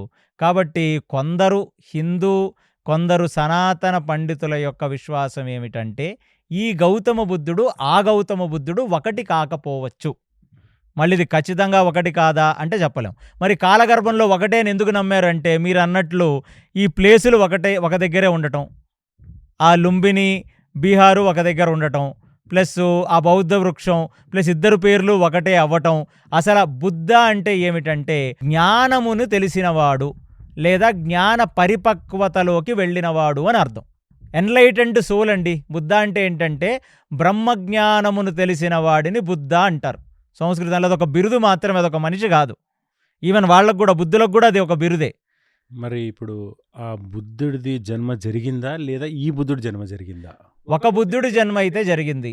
ఆ బుద్ధుడు ఎవరనేది నాకు తెలియదు. సో ఒకటి ఈ బుద్ధుడే అని మనం అనుకుంటే, ఒకవేళ ఆ బుద్ధుడు ఈ బుద్ధుడు ఇద్దరు ఒకటేనండి. ఈ రీసెర్చ్ స్కాలర్స్ ఓవర్ అనాలిసిస్ చేసి సమయాన్ని బట్టి దీన్ని బట్టి దాన్ని బట్టి వాళ్ళు కాదంటున్నారు అని మీరు అనొచ్చు. కానీ వైదిక శాస్త్రం, ఈ వేదం అనేది మనకు ప్రమాణం, పురాణం అనేది మనకు ప్రమాణం కాబట్టి మోహిని అవతారంలో అసురులుగా ఉన్న వాళ్ళల్లో ఎలా అయితే మోహాన్ని క్రియేట్ చేసి వాళ్ళని మోసం చేశాడో శ్రీ మహావిష్ణువు, అలాగనే ఇక్కడ ఉన్న వేదాన్ని అడ్డం పెట్టుకొని ఆత్మవంచన చేస్తూ అందరినీ కూడా కంట్రోల్ చేసి ఎటువంటి దయాదాక్షిణ్యాలు లేకుండా భూతదయ లేకుండా భూతములను అంటే సమస్త జంతువులను బలిస్తూ ఉంటుంటారు కదా, వాళ్ళని నిగ్రహించటానికి మాత్రమే నారాయణుడు గౌతమ బుద్ధుడుగా వస్తాడు.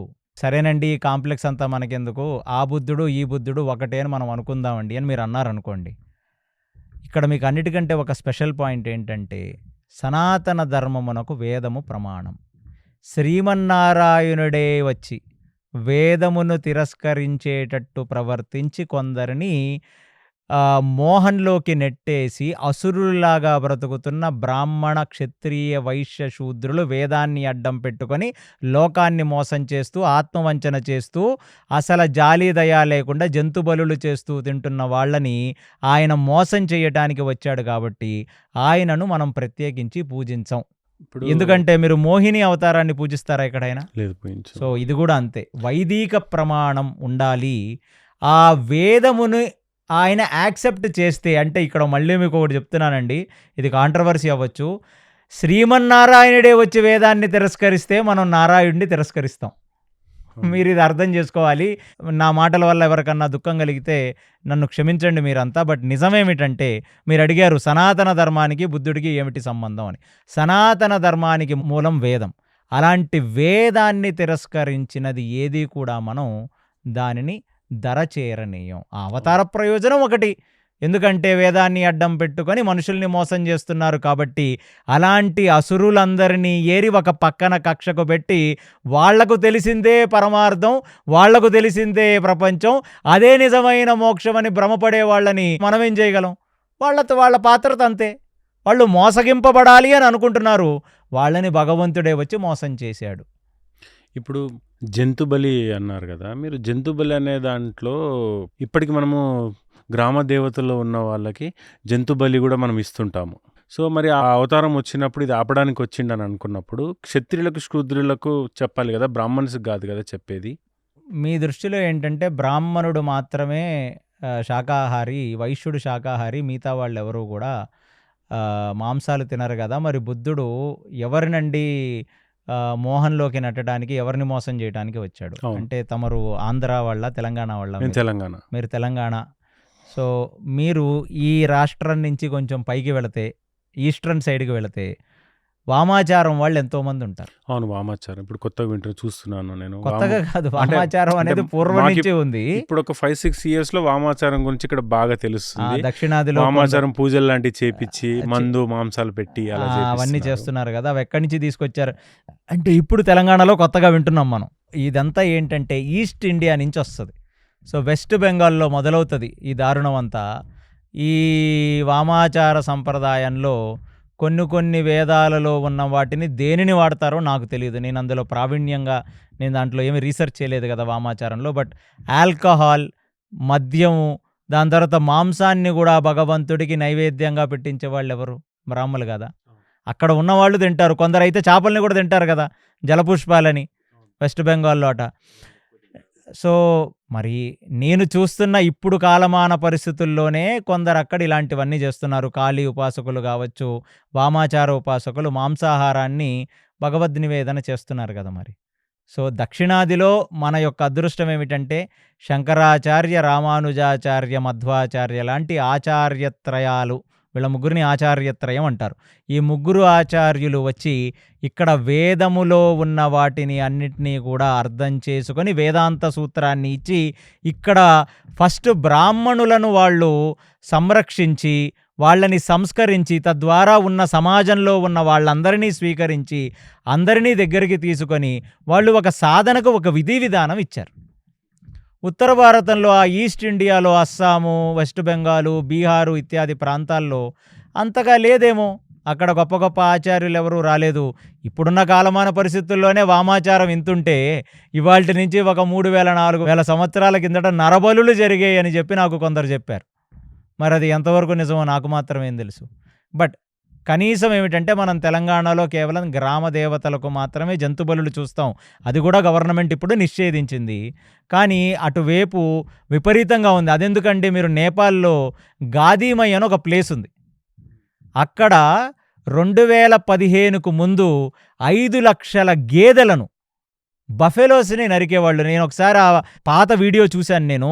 చిన్న చిన్న దూడల నుంచి పెద్ద పెద్ద గేదెల వరకు.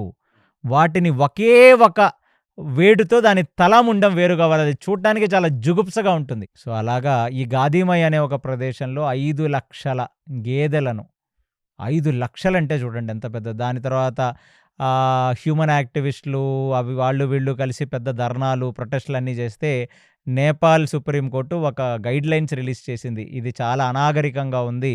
దీన్ని మీరు ఆపాలి అని. సో, ఇవ్వాల్టికి అక్కడ గాదీమై అనే ఒక అమ్మవారికి 10,000కు కూడా తగ్గకుండా ఇస్తున్నారు ఇవాల్టికి. అంటే సుప్రీంకోర్టు నేపాల్‌లో గైడ్‌లైన్స్ ఇచ్చినప్పటికీ, సో, ఇదంతా ఇక్కడ ఆ సౌత్ నేపాల్‌లో ఉంది. ఆ బీహార్ నుంచి దగ్గరలోనే ఉందిది. సో, ఆ ప్రదేశంలో ఈ స్కేల్‌లో జంతు బలులు ఇవాల్టికి జరుగుతుంటే, మరో 5,000 సంవత్సరాల కిందట అది ఎలా జరిగేదో, మరి గౌతమ బుద్ధుడు వచ్చి దీనిని ఆపి మంచి పనే చేశాడని నాకనిపిస్తుంది అప్పుడప్పుడు. అంటే అప్పుడు నేపాల్ ఇవన్నీ కూడా మన భరతఖండంలోపే వచ్చేటివి భరతఖండంలో కదా? భాగాలే కదా అవన్నీ. ఓకే. సో, కాబట్టి అలాంటిది ఇంత భయంకరంగా వామాచారాన్ని మరి ఎందుకు వాడుతున్నారో, ఎలా వాడుతున్నారో, అది దక్షిణాదికి ఎలా పాకిందో ఇదేమీ నాకు తెలీదు. తాంత్రికులు ఉన్నారు పూర్వం నుంచి కూడా. మన దక్షిణాదిలో తక్కువ గానీ, కేరళలో విశేషమైన తాంత్రికులు ఉన్నారు. అథర్వవేద తాంత్రికులు. దాని తర్వాత ఇంకా ఉజ్జయిని దగ్గర కొందరు తాంత్రికుల్ని చూశాను నేను. తర్వాత కాశీ, ప్రయాగరాజ్ దగ్గర కొందరు తాంత్రికుల్ని చూశాను.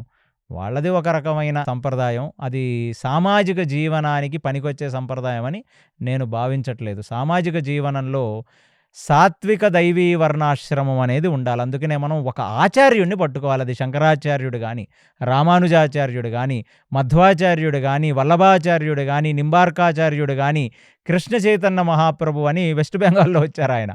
ఆయన ఈ తాంత్రికులతో చాలా యుద్ధం చేశారాయన.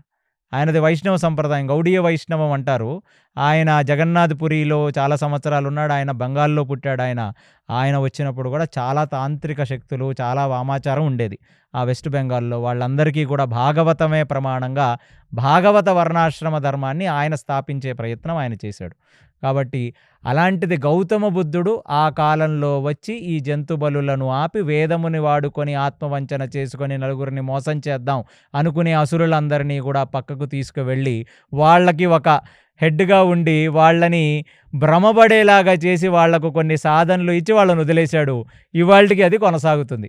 అందుకనే మీరు ఎప్పుడన్నా చూడండి, బౌద్ధ దేశాలన్నీ కూడా బాగా మెటీరియలిస్టిక్‌గా ఉంటాయి. విపరీతమైన డెవలప్‌మెంటు, విపరీతమైన హార్డ్ వర్కు. వాళ్ళు ఇదే పని రాక్షసుల్లాగా బ్రతుకుతుంటారు వాళ్ళు. మీరు ఆ జపాన్ గానీ, చైనా గానీ, చైనా అయితే అది హేతువాద దేశం. బట్ అందులోనూ ఎంతో కొంత బౌద్ధాన్ని నమ్మేవాళ్ళు ఉంటారు.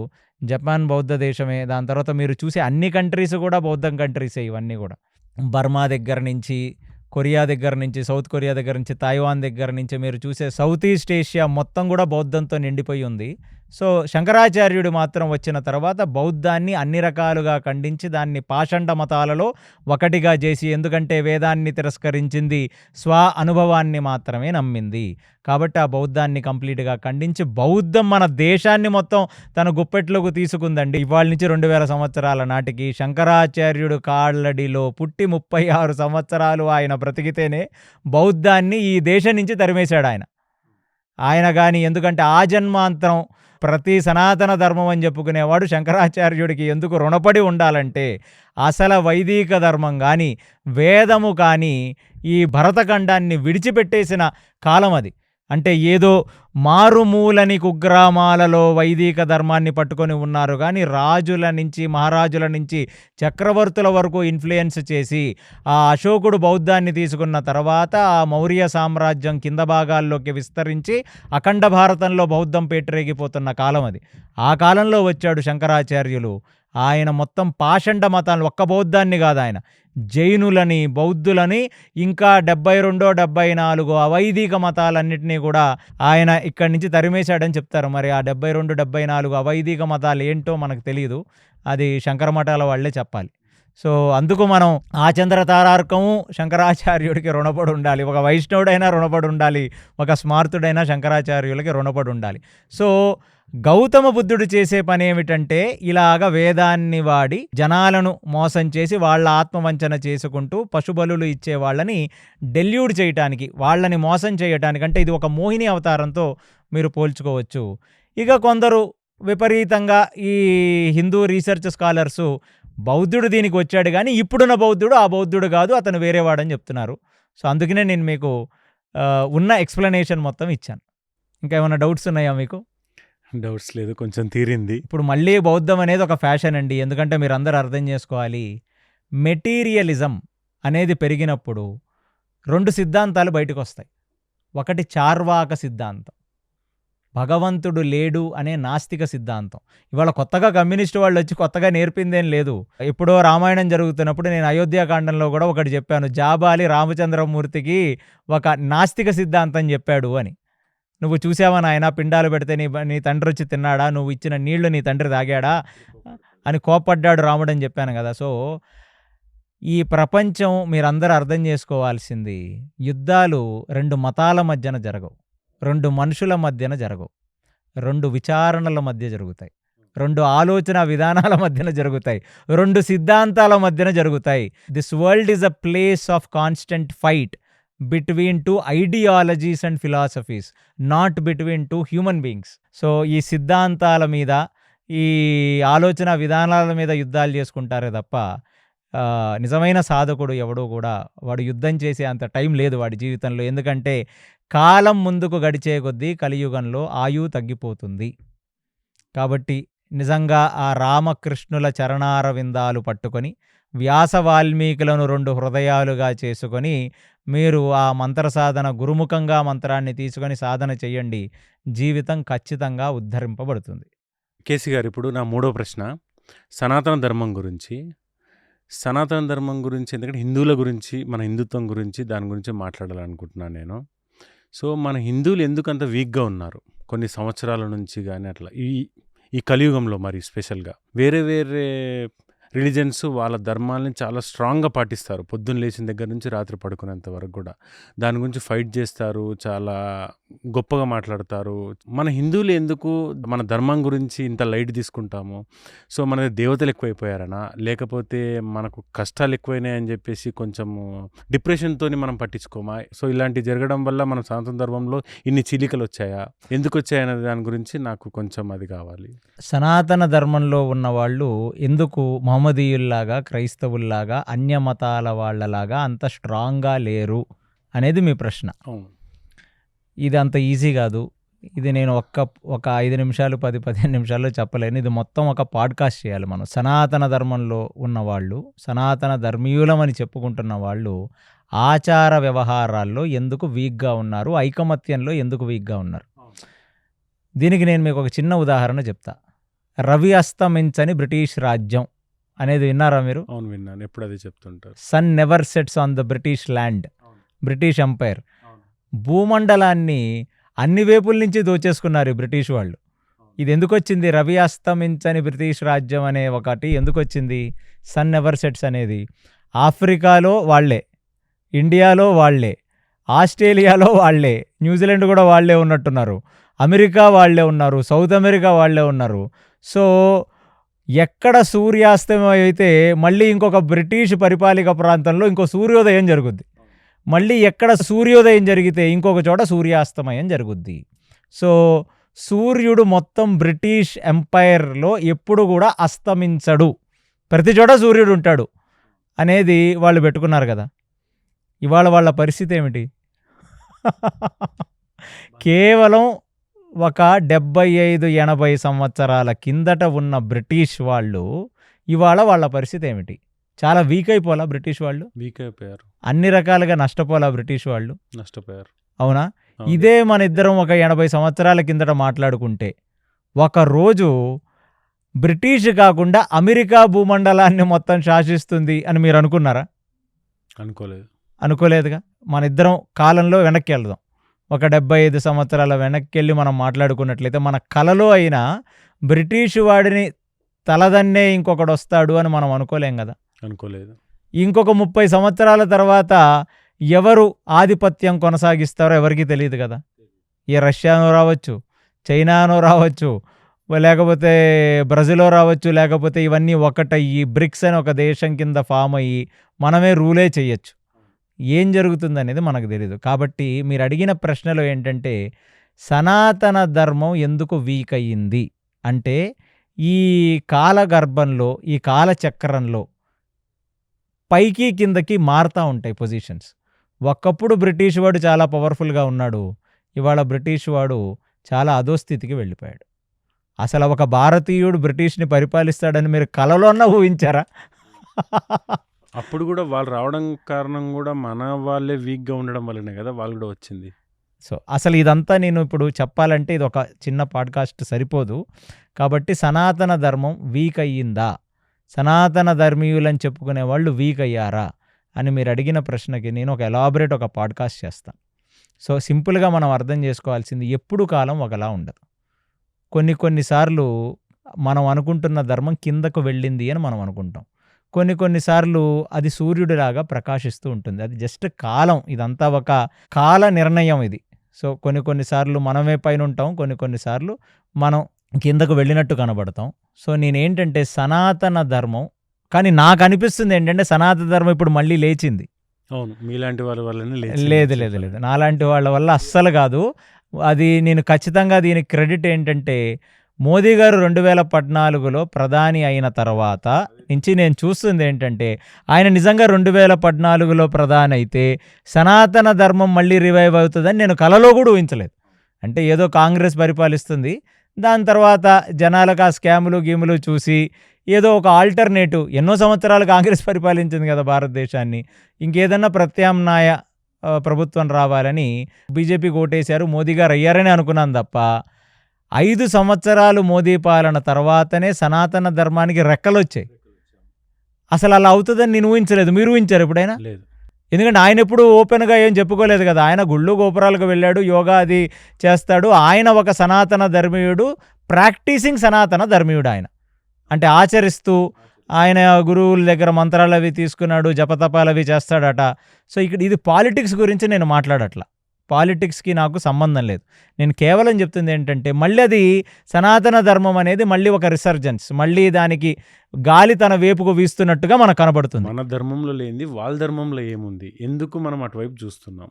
అటువైపు మనం ఏం చూడట్లేదే. ఎందుకు ఇప్పుడు దర్గాలకు వెళ్తున్నారు, ప్లస్ క్రిస్టియన్స్ మన దానికి చర్చిలకు వెళ్తారు, సెక్యులరిజం ముసుగులో ఉండేసి మనం ఏమేమో చేస్తున్నాము చాలా రోజులు. ఫస్ట్ ఆఫ్ ఆల్ మీరు ఒకటి అర్థం చేసుకోవాలండి, అవన్నీ మైనారిటీ రిలీజియన్స్. అంటే ఇవాళకి వాళ్ళ సంఖ్య తక్కువనే చెప్పుకోవాలి కదా. సో, మనకేమీ ఈ ఇస్లామోఫోబియా, క్రిస్టియన్ ఫోబియా ఉండాల్సిన అవసరం లేదు. అంటే వాళ్ళు ఏమిటి అనేది మనం ఆలోచించాల్సిన అవసరం అంతకంటే లేదు. ఇప్పుడు పాలు మన ఇంటికి వస్తే పాలను మరిగించి మనం దాన్ని దగ్గరికి తీసుకురావాలి, అంటే కాన్సన్ట్రేటెడ్గా. అలాగా సనాతన ధర్మంలో ఉన్న వాళ్ళకి సనాతన ధర్మము యొక్క వైశిష్టత, ప్రాముఖ్యత అన్ని రకాలుగా లోతుగా వాళ్లకు రామాయణ, మహాభారత, భాగవతాలన్నీ చెప్పి వాళ్లకు గురుముఖంగా ఒక మంత్రాన్ని ఇచ్చి వాళ్ళు అనుష్ఠిస్తే వాళ్ళు అసలు మన ధర్మాన్ని వదిలేసి ఎందుకు వెళతారు? అది ఎక్కడ లోపం జరుగుతుంది అందుకే. అదే అంటే ఇప్పుడు మళ్ళీ కాలం కలిసి వచ్చింది కాబట్టి మళ్ళీ జనాలు అర్థం చేసుకుంటున్నారు. మీరు ఇప్పుడు మీ వయసు ఎంత? 43. మీకు 22వ ఏట మీకు మహాభారతం అర్థమైందా? లేదు. అసలు మహాభారతంలో మీకు ఏమన్నా తెలుసా? ఎక్కువ తెలీదు. రామాయణంలో ఏదో పైన రాముడు సీత వనవాసానికి వెళ్ళారు, రావణుడు వచ్చాడు తీసుకెళ్లాడు, రాముడు చంపి సీతను తెచ్చుకున్నాడు, ఇంతేగా తెలుసు. ఎపిసోడ్లు చూసిన తర్వాత తెలిసింది. నా ఎపిసోడ్లే కాదండి, చాలా చోట్ల మీరు ఒకటి అర్థం చేసుకోవాలి. తెలుగు, తమిళం, కన్నడ, మరాఠీ అని భారతదేశంలో ఉన్న అన్ని లాంగ్వేజెస్లో కూడా ఈ సనాతన ధర్మం గురించి చెప్పేవాళ్ళు ఎక్కువయ్యారు గడిచిన 10-15 సంవత్సరాల్లో. అందులోనూ మీరు చూస్తే కన్వర్షన్ రేట్ ఏమి ఉత్తర భారతంలో లేదే. మనకంటే ఎక్కువ పేదరికం ఉత్తర భారతంలో ఉందా? ఆ యూపీ, ఆ బీహారు, ఆ మధ్యప్రదేశ్, ఛత్తీస్గఢ్, జార్ఖండ్ ఇట్లాంటి చోట్ల ఉన్నాయి కదా. కానీ కన్వర్షన్ రేట్ అక్కడేం లేదే, ఇక్కడ ఎక్కువ ఉంది. సో ఎందుకంటే మనం కూడా ఒకటి అర్థం చేసుకోవాల్సింది దీనికి. అందుకే చెప్పాను, ఇది మీరు నన్ను క్వశ్చన్కి ఆన్సర్ ఇచ్చేలా చేస్తున్నారు. ఇది ఒక పెద్ద పాడ్కాస్ట్, ఇది మనం డీటెయిల్డ్గా మాట్లాడదాం. కానీ మీరందరూ భయపడొద్దు. ఏంటంటే సనాతన ధర్మం వీక్గా ఉంది, సనాతన ధర్మం ఎక్కడికో వెళ్ళిపోతుందని ఏమనొద్దు. నాకు అర్థమైనంత వరకు ఒక మంచి కాలం వచ్చింది.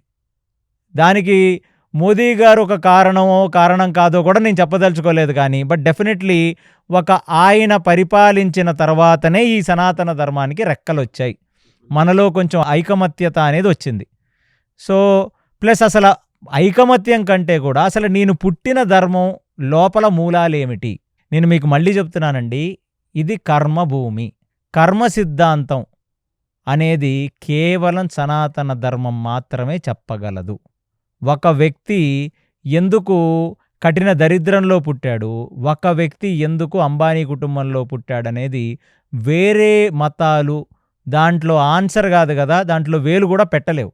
వాళ్లకు ఒకటే జన్మ, ఒకటే మరణం. మనకు జన్మలు ఉంటాయి, జన్మల తర్వాత జన్మలు, జన్మల తర్వాత జన్మలు, కర్మ కొద్దీ జన్మలు ఉంటాయి. కర్మానుబంధీని మనుష్యలోకే. సో మన మూలాలు మనం అర్థం చేసుకొని జనాలలోకి తీసుకువెళితే అసలు మనకు ఆ బాధ భయం రెండు అక్కర్లేదు. ఇవాళ ఈ కన్వర్ట్ అవుతున్న వాళ్ళు కూడా పాపం వాళ్లకు తెలియక వాళ్ళు ఎమోషనల్గా వాళ్ళకి ఎక్కడ ఆన్సర్లు దొరక్క ఎవరో ఒక పాస్టరో ఎవరో వేరే వాళ్ళు వచ్చి వాళ్ళని ఏదో నమ్ముకోమంటే వాళ్ళకున్న కష్టాలు పోతాయేమో అని చెప్పి ఆ మతంలోకి వెళ్ళి అక్కడ మళ్ళీ వాళ్ళు పడి దశమభాగాలు ఇచ్చి వాళ్ళ చేత మోసగింపబడి మళ్ళీ వెనక్కి వచ్చేస్తున్న వాళ్ళని నేను చాలామందిని చూశాను. సో దీని గురించి మనం ఇబ్బంది ఏమి పడక్కర్లేదండి. ఎందుకంటే సనాతన ధర్మంలో ఒక మనిషికి మానసిక పరిపక్వత అనేది చాలా అవసరం. నా రిక్వెస్ట్ ఏంటంటే, ముందు సనాతన ధర్మంలో పుట్టిన ప్రతివాడు వాళ్ళ తల్లిదండ్రులు కావచ్చు, వాళ్ళ పిల్లలకి వాళ్ళు ఆస్తులు ఇస్తున్నారా, ఆస్తుల కంటే ముఖ్యం ఏమిటంటే వాళ్ళకు ఒక ఐడెంటిటీనివ్వండి.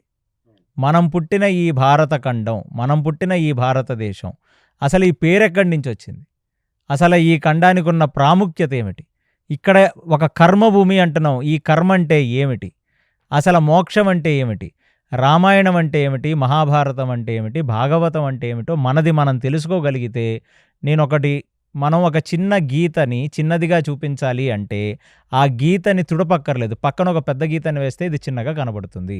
మనది ఆల్రెడీ పెద్ద గీతే, మన దగ్గర దొరకని ఆన్సర్ లేదు.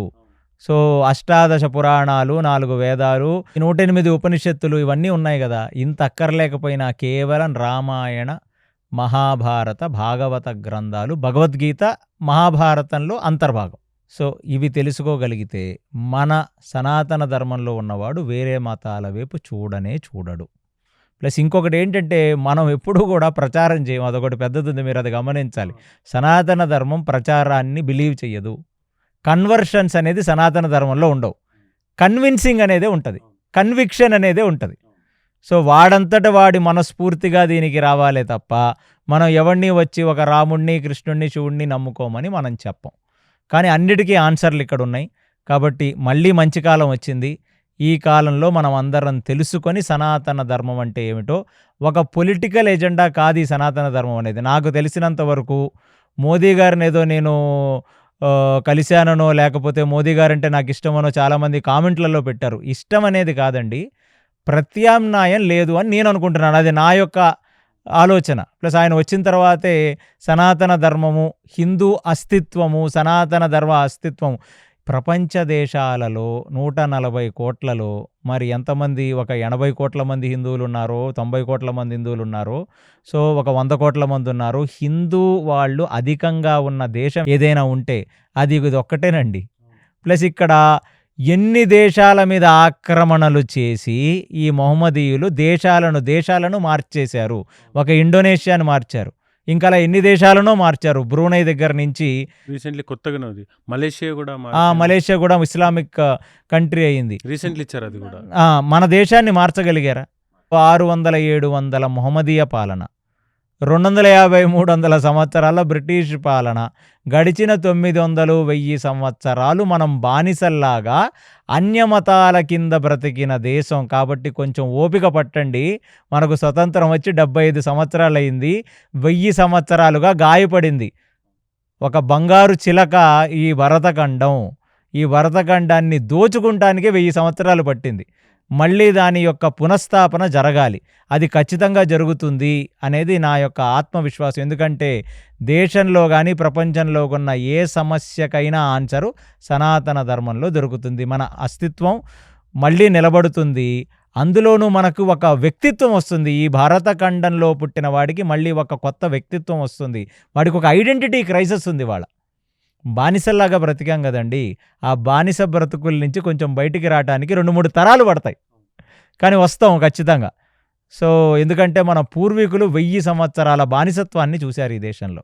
కాబట్టి ఏమీ పర్వాలేదు, సనాతన ధర్మం ముందుకు వెళుతుంది. ఇంకా చాలామంది సనాతన ధర్మాన్ని ముందుకు తీసుకువెళ్ళే ప్రయత్నం కూడా చేస్తారు. కాబట్టి నేను అందరూ ప్రేక్షకులకు మీకు కూడా చెప్పగలిగింది ఏంటంటే, మహాభారత, రామాయణ, భాగవత, భగవద్గీతలను పట్టుకోండి.